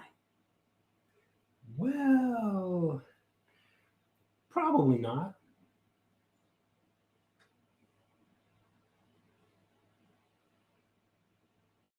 So why am I here? She feels the youth that she just felt is draining out through her feet as we speak. Well, father told me to call you here and let you choose. Choose what? And he indicates along the floor every few feet are several things. There's some things missing, but here are on one side, a couple of feet away from him, there's a set of sturdy leather leggings that look like they would fit you. They've got small brass bells sewn down the outer seam of each leg. The bells are each about the size of a grape, and the waist of the leather leggings has a belt affixed. It has a set of symbols tooled into the leather. On the other side of him, there's a fine linen sash. I say sash, but it's really a loop of fabric looped around you in a variety of different ways. Cream color with intricate green embroidery along its entire length. It appears that you could wear it over your torso, under your clothing, or in different ways.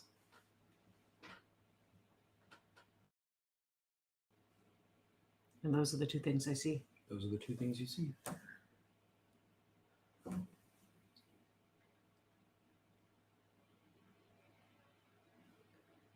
I immediately feel the linen and stare at it and make sure my veil is below my eyes so I can stare at so I can see from the embroidery. I assume there's connected to this. Do I see anything?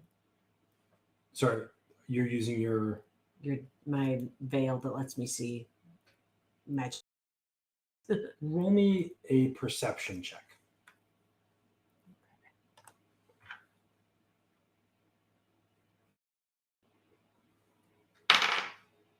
Four. Okay. You don't see anything in particular about it. Okay. About either of them.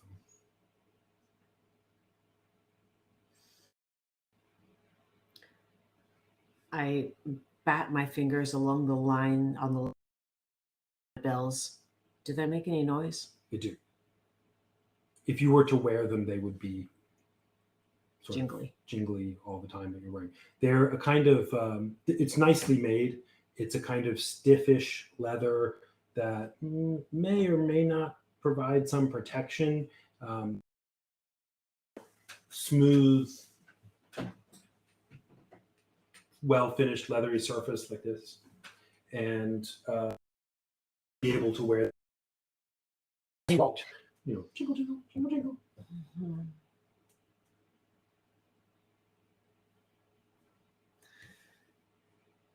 Mm-hmm.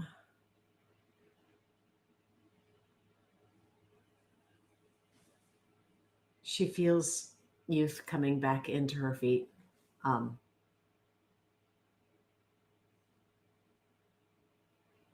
she says, the cloth looks like me and the best of me I've always been. The leggings look like an entirely different me. And I am an entirely different me. I'll do the leggings. And he, the old man says, that's true. It's true that I'll do the leggings.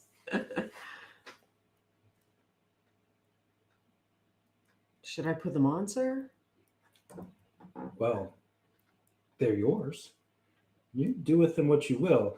And he points to the set of symbols tooled into the leather and says, but don't forget. I don't know that language, sir. Is that a language? I don't know what I'm looking at. And he tells you, well, It would be good to find out because you don't want to forget. Can you tell me what they mean? Yes, I can. Would you? Yes, I would. Thank you. You're welcome. And she just sits cross-legged on the floor in front of him and just stares right at that space between his eyes.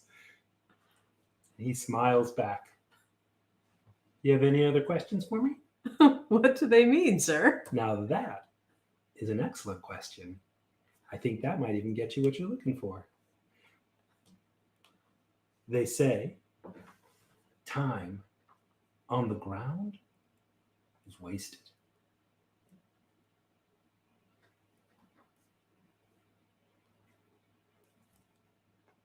I won't forget that.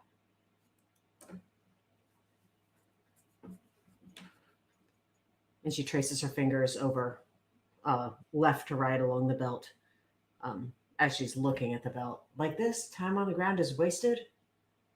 Like she's asking if that's how to read it. He says, sure.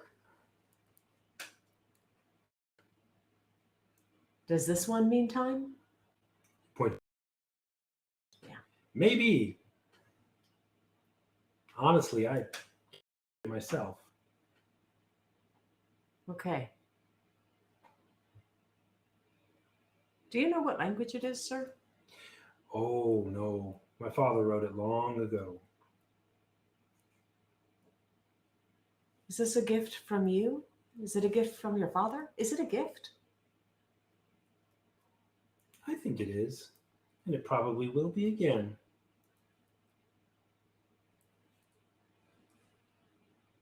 How can I thank your father? Well,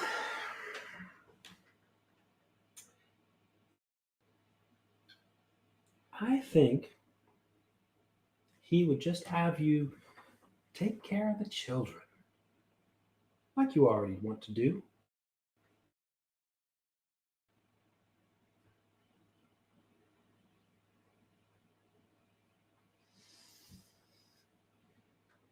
Well, she stands up and then suddenly shy takes off an outer skirt and like holds it up in between him and her and tries on one of the legs of the legging and stomps it to hear the rattling and then takes it off again and it drops fits really well.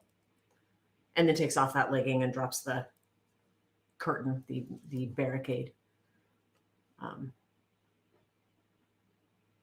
he says, does that work for you, young lady? Well, it certainly makes noise. And I thank you for it. Is it clothes? I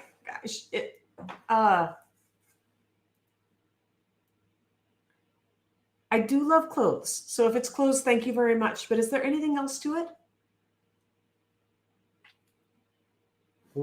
Like what?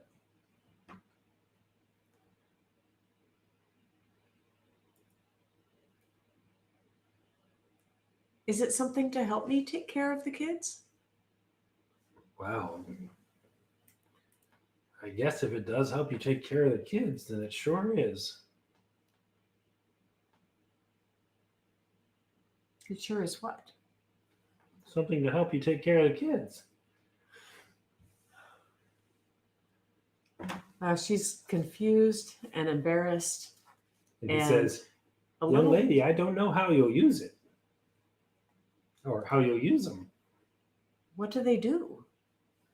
Well, they made a little jingling sound.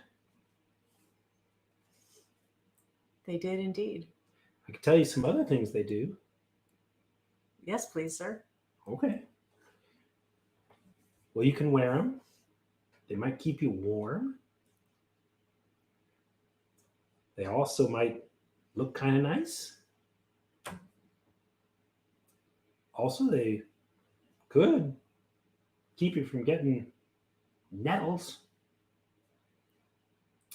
Also, you don't fall too fast in them. and they go under your skirts. Maybe you couldn't tell.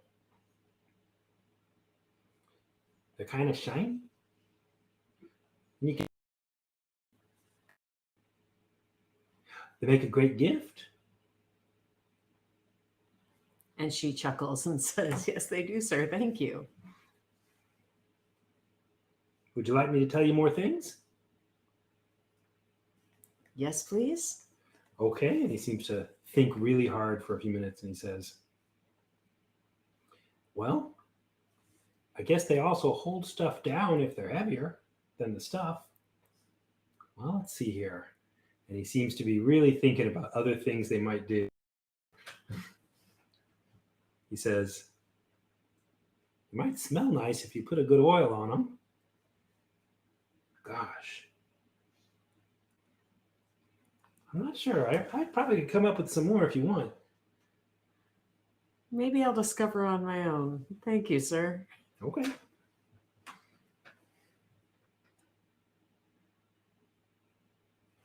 I love your place. I love your light. It's beautiful. I also love my people. Any chance I could bring them here or go back to them? Oh, yeah. You may leave any time. The door. And he points to a wooden door just about your size on the wall. Oh, appropriately sized for you over on the wall. Thank you, sir. When I go back, who shall I say gave me these? Anybody you like. What's your name? Oh, well, that's a good question. My name is Morris.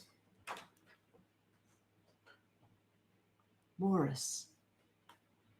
And Morris, Morris, what's your father's name? Well, I think that might be something to ask him or maybe your father.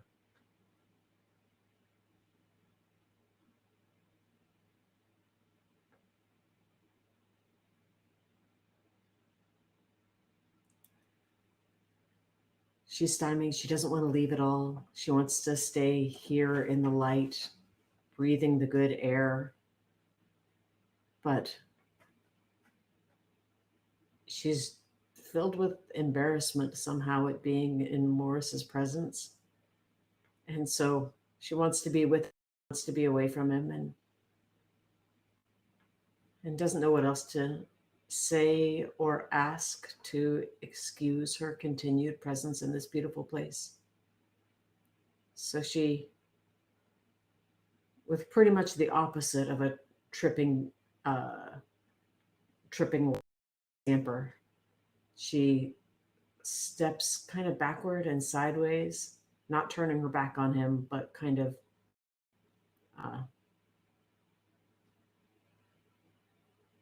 making her way slowly and deliberately and haltingly toward the door, pauses at the door with her hand on the doorknob, says, Morris, thank you.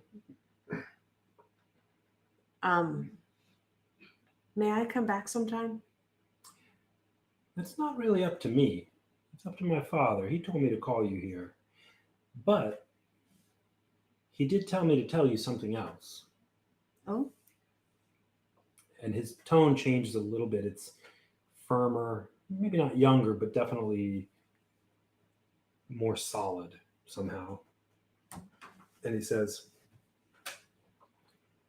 Nano,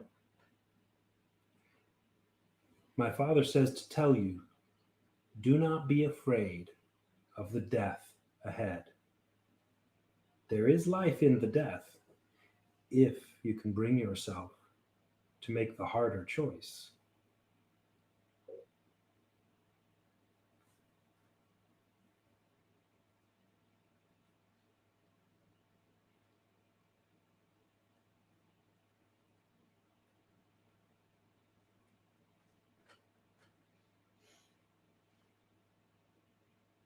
And she has like 18 million questions that she wants to ask. And chickens out of all of them while seeing the irony in being told not to be afraid and being too afraid to follow up on that. She nods and steps through the door. So as she opens the door, or the door opened for her, and she sees a swirling mist. It's not the black mist. It's more like mist of the tunnel. But it's a wall of mist in front of her, not a tunnel. And she steps in. We'll pick you up elsewhere.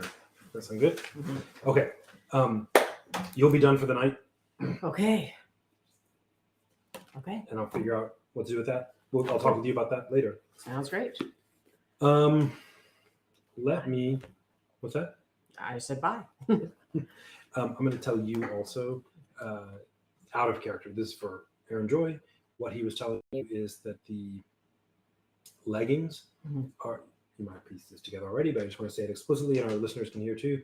They are leggings of jump, Okay. which gives you, I think it's triple your normal jump. Okay. So you can jump really far. Okay. And also leggings of feather fall. Okay. So that means while you're wearing them, you fall, you do a Mary Poppins fall. Okay. And you land without damage from any height. Okay. Thank you. I say jump, but I made a picture of leaping. Okay. Works both. Okay. Cool. Let me find these guys. Hey, Matt, are you there?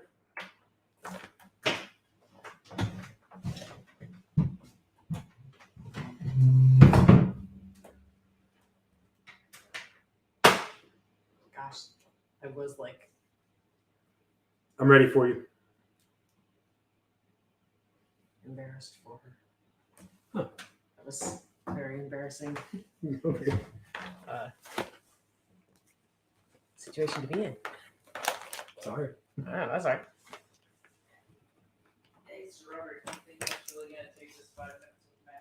No, it's going to take longer. I was just going to come tell you. I think you're, Belvar, you're probably done for the night. Told to, and I guess Josh left. Yeah, Josh texted me he had to go to the store to get some medicine for a sick family member. Uh-oh. Hi, Okay. Aaron Joy. Hey, Matt. Adios. Okay. Talk to you later. Thanks. Sorry it took a little while. And if you think I am done for the night, I will get going too then. Yeah, you two are done for the night. Told. Pat, thanks. Okay, cool. Y'all have a good night. See you tomorrow, Sir Robert. Yep. Good night. See you tomorrow. Bye. All right. You ready? Hello. Hello. So, Diamondback, you Inca Tink goes off one direction, and I don't know. Let's see. He goes off in one direction. You head off in a different direction. Where do you go? You're in some kind of alleys they have maybe calf deep muck that you're kind of trudging through.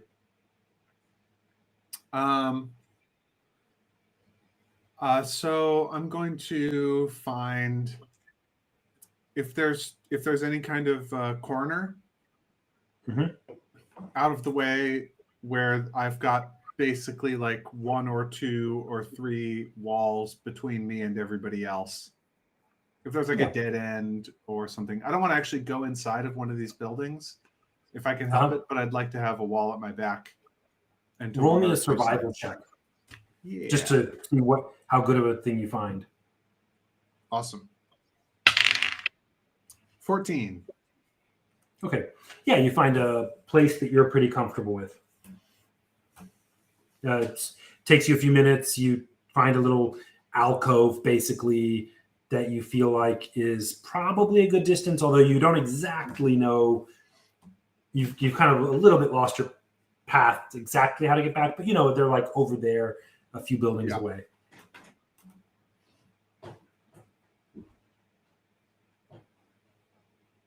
I have done as the voice suggested. Do you want to say anything, do anything, or you just want to wait? I say, my lady. You see materialize in front of you as though no longer invisible the full form of this lich woman, this Naga woman.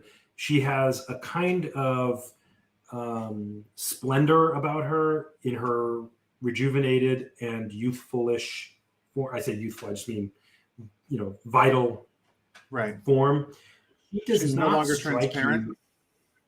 She's no longer transparent. She's clearly not the Bai Sujen. She's the thing you saw underneath. Nice. She does not strike you as particularly undead, although you don't know exactly what Naga look like in life or on death. So, she's not rotting. She's not, doesn't seem to be infirm. She seems vibrant and vital. Right.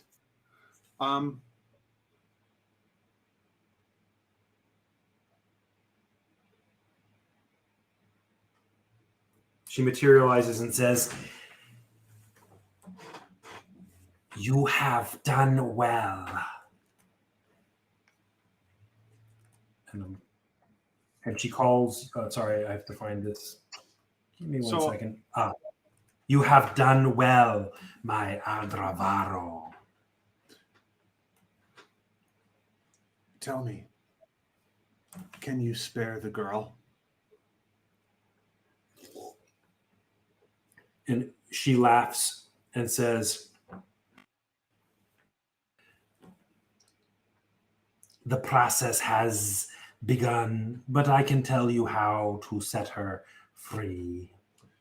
Because we will get you so many of the Iron Bell. That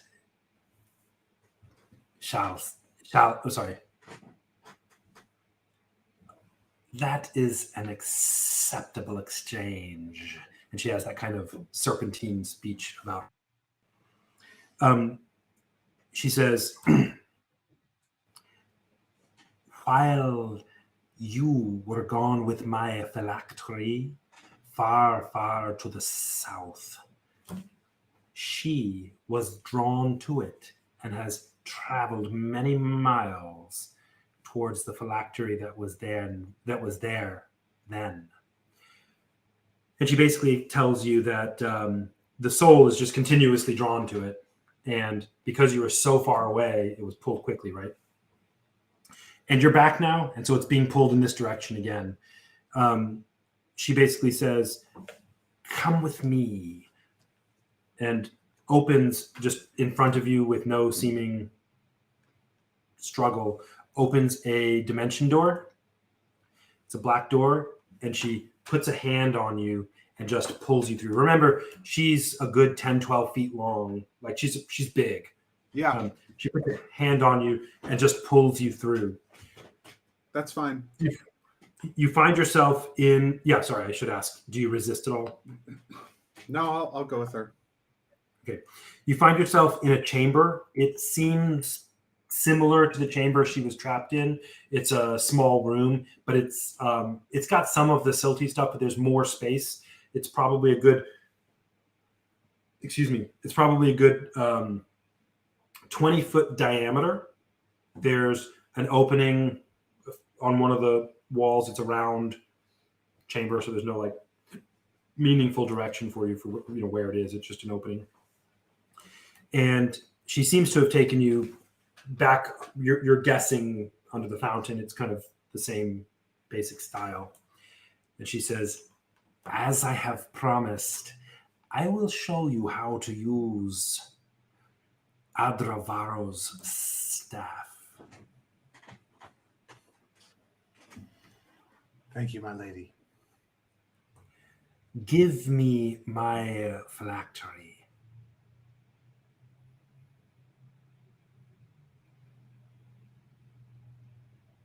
My lady, It seems that I'm unable to use magic as I would like without your phylactery. When you're done with it, may I have it back? And she sort of does this thing. It's not quite a chuckle. It's more of like a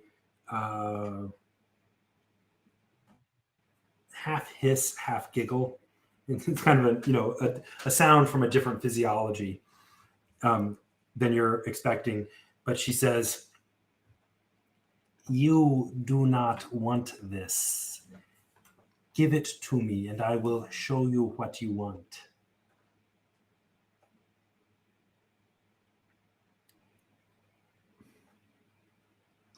I say, are you aware that? Are you aware that in the forest we are hampered in our ability to do magic? We must find trash on the ground and smash it, and the black mist arises, and we use this to cast spells. But there's a better way, and that's only available to me, as far as I know, through this object. Will I have to go back to that if I give it up to you? She says, "I think you do not understand. Teach me." I will have the phylactery in a moment. I am giving you the gift of the freedom to give it to me so that I do not have to take it. Give me the phylactery now, and I will show you what you want." I give her the phylactery. She takes it, and not condescendingly, it's certainly not condescending, but it's sort of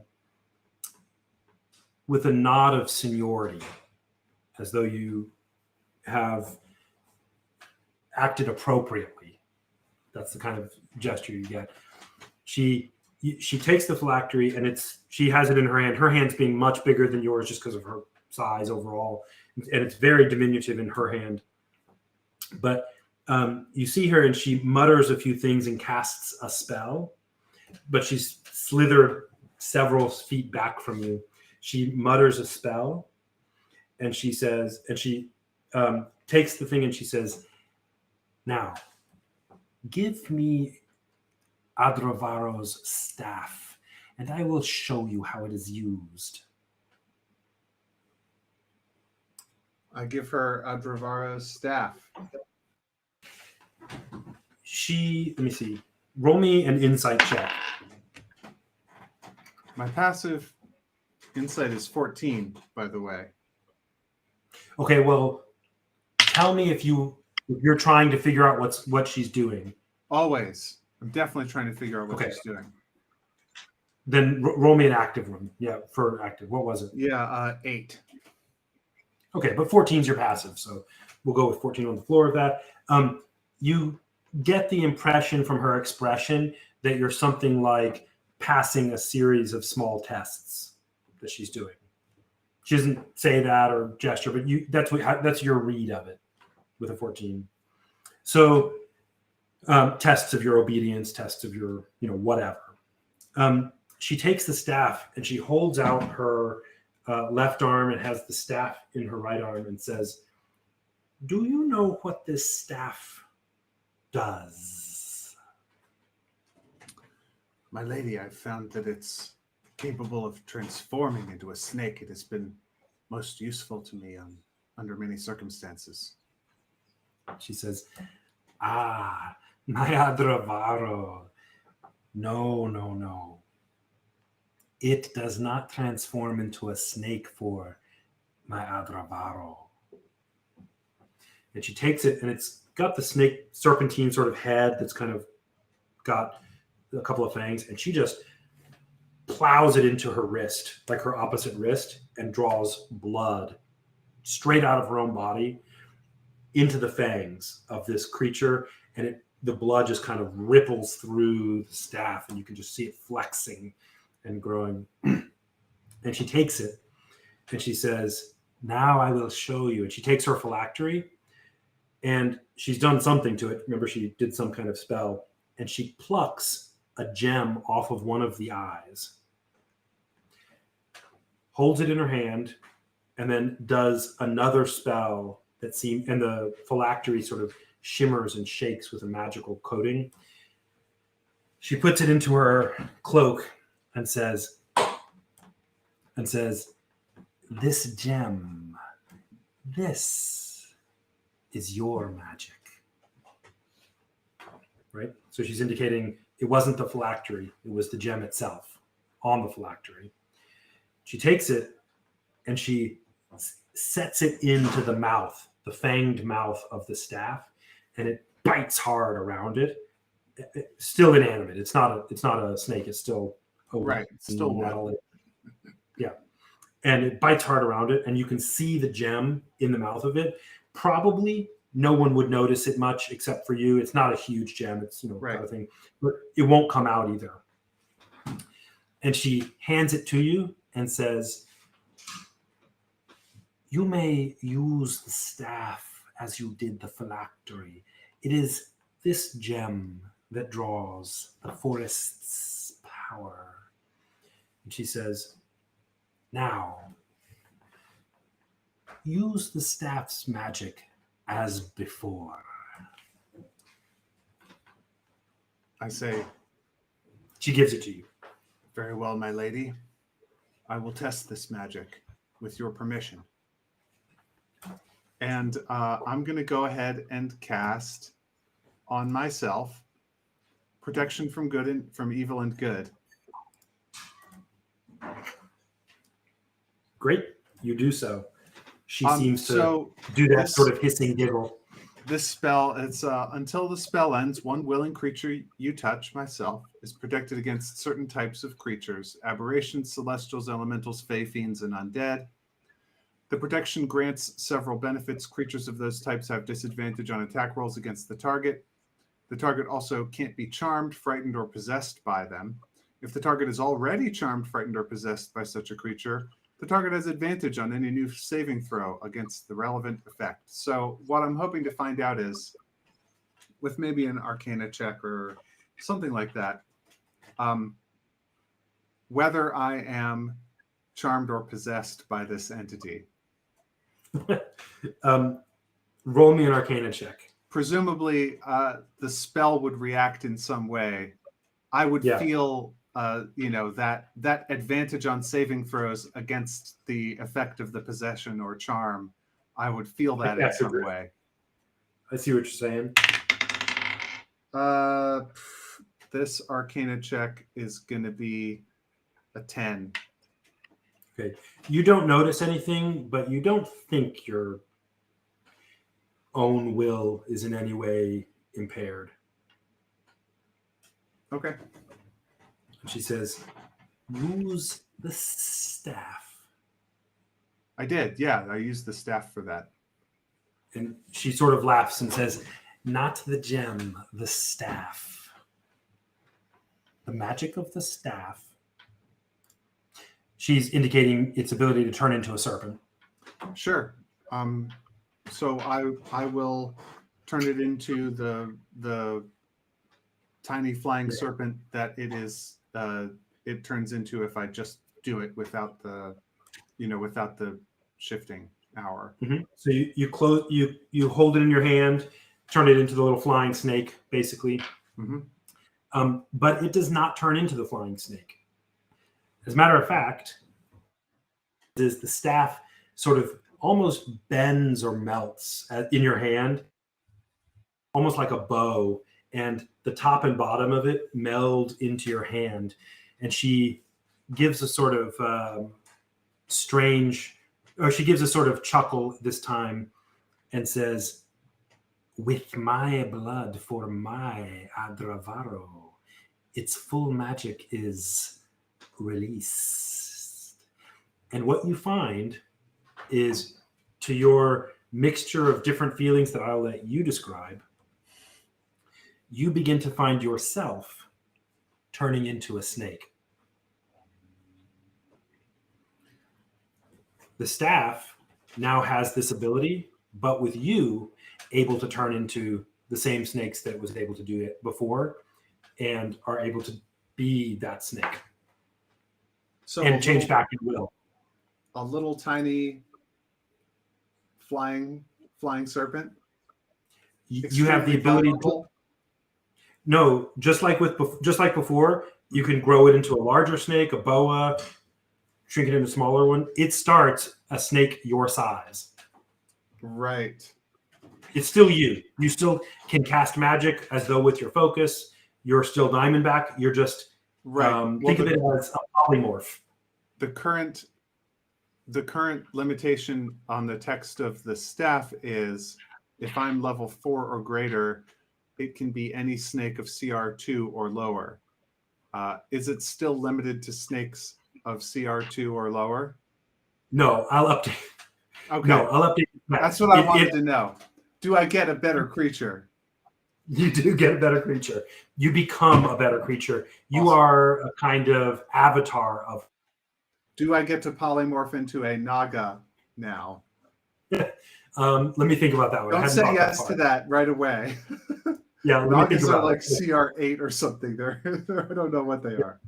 Here's I would figure Matthew's something. question. So Diamondback is delighted by this. Yeah. Completely delighted. He turns into a snake, turns into a different kind of snake, turns into a third kind of snake. He's just playing with it. Bip, bip, bip, bip, bip. Matthew's question is, do I have all of Jafar's powers from Aladdin, or is this the only one? One, I don't remember that from Aladdin, but I believe you. Does he have other powers? Jafar haven't has seen a snake staff. He turns into a snake. He can also hypnotize the Sultan with his snake staff. I haven't seen that movie since the kids were little kids. But I believe you. No, you can't hypnotize the Sultan. Or maybe you can. If you can find a Sultan, try it out. I know lots of spells. Okay, great. This is great. Diamondback is quite happy. So he says, thank you, my lady. This is an enormous boon. I'm most appreciative. Tell me, it is important for my people to maintain good relations with the village just to our south. If you could tell me more about how to bring the girl's soul back into her body. And you mean Sarah Khan? The one that the girl came from. Lambo and Tucker. Yeah. Yeah. She says, I will need souls soon. The diamond bell is fine. It does not matter to me, but you must find them for me. I have work to do here, but I will not leave my lair. Right? If you recall,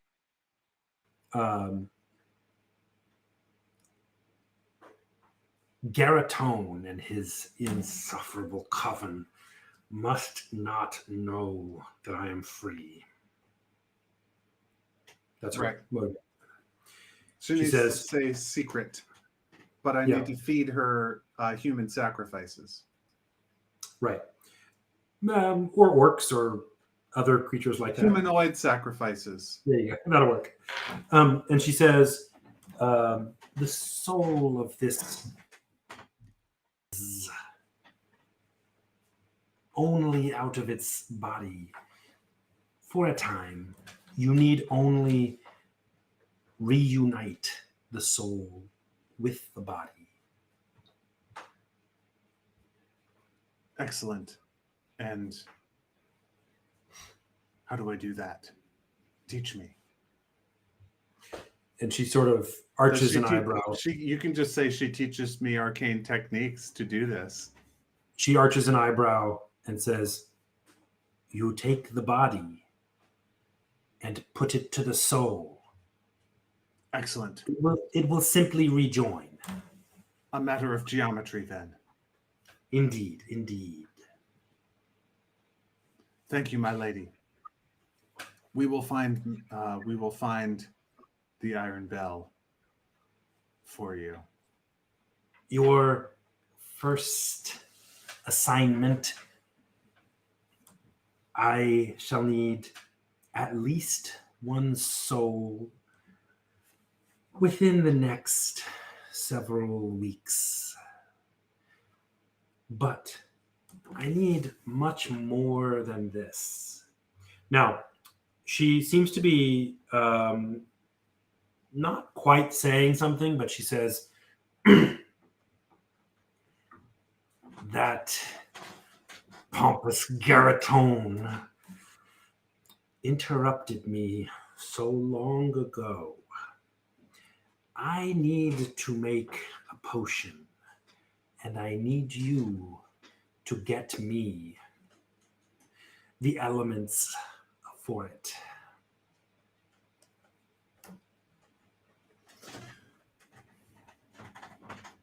I will be pleased to do so, my lady.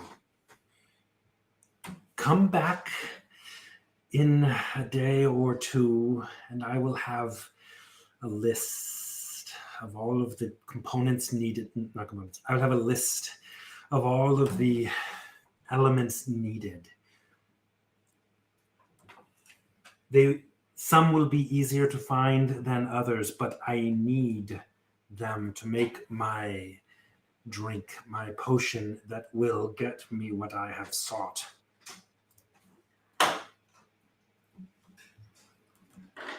Diamondback says, indeed. And she says, as for this town, you will be under threat from your... And she struggles a little bit for the word and says, what do you call these bells? The Iron Bell? Iron Bell, yes. You will be under threat from these henchmen, these minions of Garriot. Every time she says it, she almost spits the name. And so she says, you must fill this town with people who can keep it safe and who especially will be in your snake clan. Not all of them. Too many is too many. Just find people here, and when some people are eager or desperate to get what they need, they will join the snake clan as your own minion.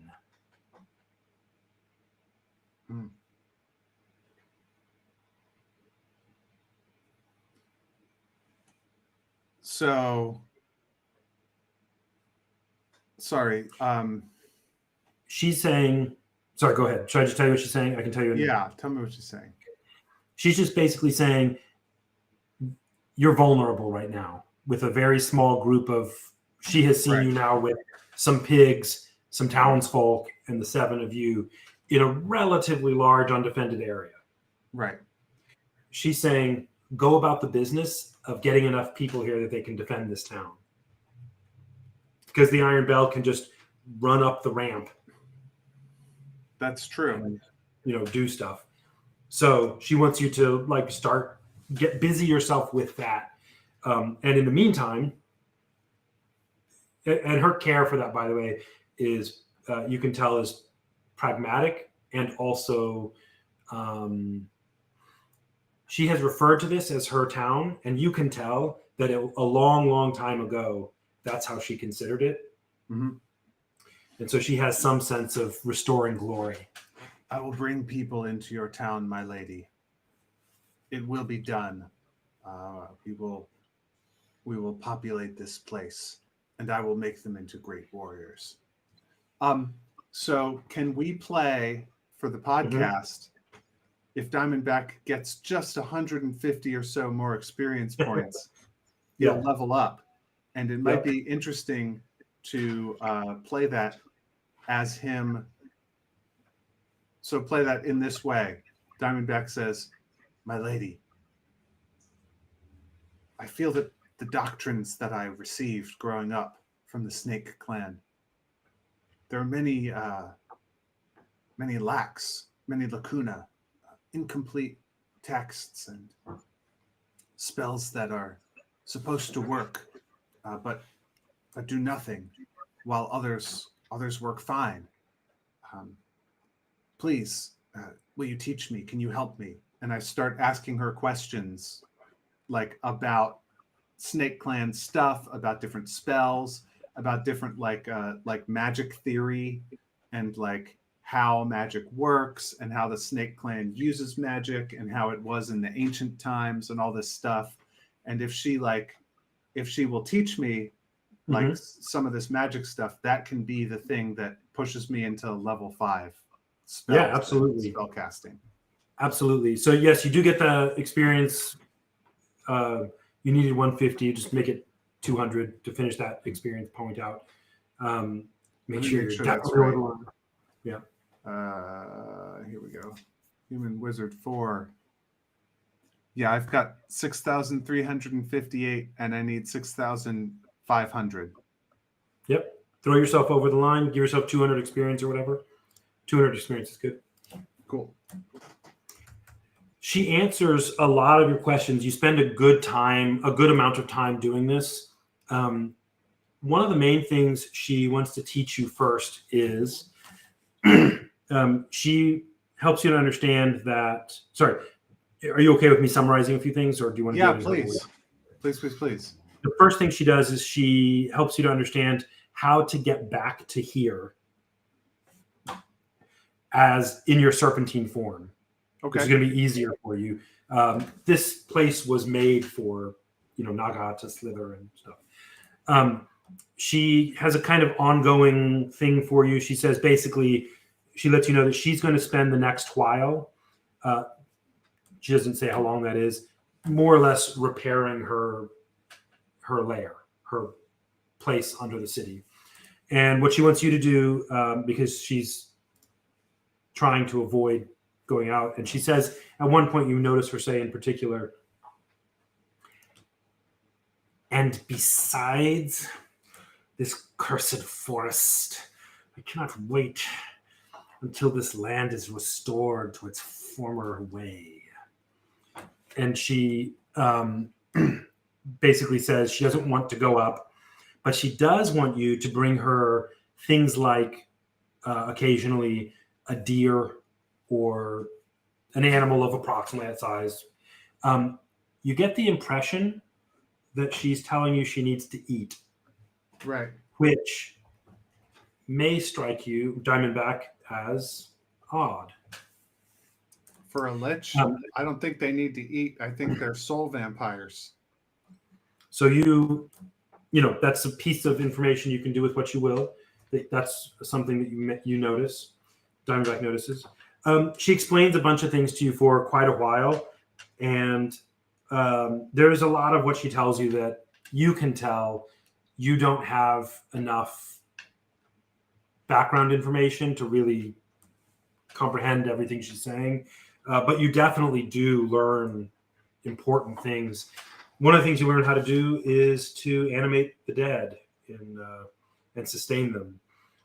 And that's like a really she seems also intent on you knowing that.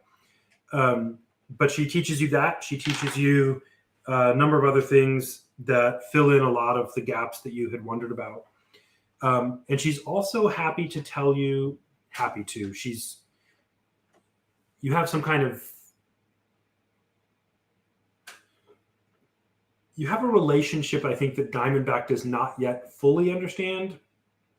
But I think Diamondback probably interprets it as that he is both a disciple and possibly also almost like a paladin type, except, in this. Not a paladin or wizard, but yeah. Okay.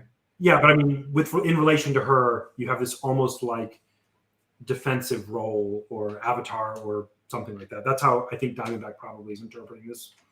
But one of the things she is happy to do is open to do is to answer any questions you have about the history she knows about. I mean, So- Diamondback will say, "My lady, I hunger to know these things. I wish to know everything about your knowledge that, and to write it all down so that it will never be lost again. Can I come back shortly with writing materials and take down your words and make them into a permanent scripture that Snake Clan teachings might not vanish?" You may do so, but you shall leave those writings here for now. They must not be disseminated geographically until we Garriot. Yes, they will remain a secret, only known to the initiates until after the downfall of Garriot and the Iron Bell with him. And she sort of kind of laughs and says, "Of course, the Iron Bell." You get the impression that she is 0% threatened by them. I like that. Yeah. She basically never mentions them, but when Diamondback does, she's like, "Okay, sure, whatever." She only seems concerned with Garriot and the Coven. Okay, so Diamondback is welcome to come here anytime. He may not bring others here. She does show him a antechamber that goes by and around where you found her the first time. That tunnel, it's in that vicinity where someone else could be brought, like if you found some kind of initiate or something like that, but they must not be let further than that. You get the impression she's got not a massive complex, but a home, that she'll try to be restoring over the next while. And your job is to, one, bring her some animals that you think she's Bring her probably gonna animals, like. eventually Yeah. bring her human souls, Yeah. And the component, and a laundry list elements. of components. I've got quests to do. Exactly. Will do. So, yep, that's it. And you, like I said, you can come back anytime.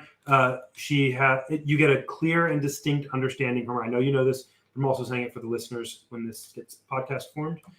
You get a clear and distinct understanding that none of your party is to know any of this, unless each one of them were to be ready to be sworn into as initiates to the Snake Clan. Initiated. Sure. Yeah. Into the secret cult. Yeah. I should probably roll a d6 for my new hit point Let's do it. maximum. Yeah.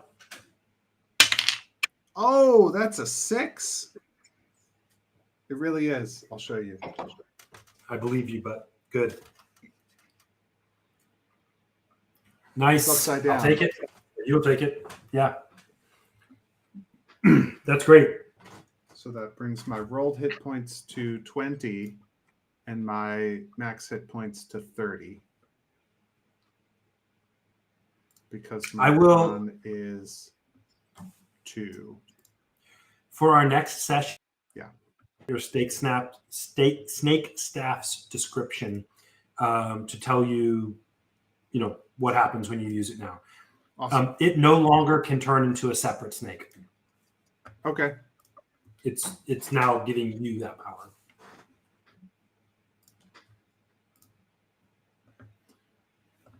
Awesome. Oh, 5d6 hit dice.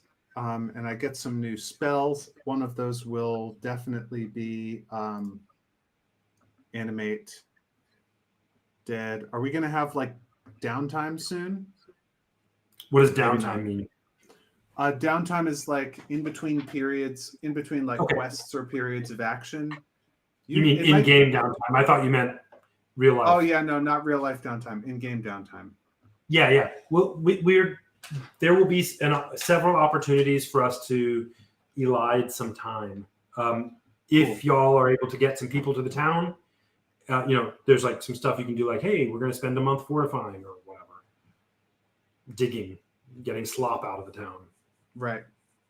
So, Cool. All right. Oh man, Fireball is a 3rd level spell. Ding. Does that mean you get at this level? Yeah. That's great. Hey, in your snake form, you can cast all your Diamondback spells. Nice. Yeah. All right. Well, good. Thank you. Let me read my little closer there. Yeah.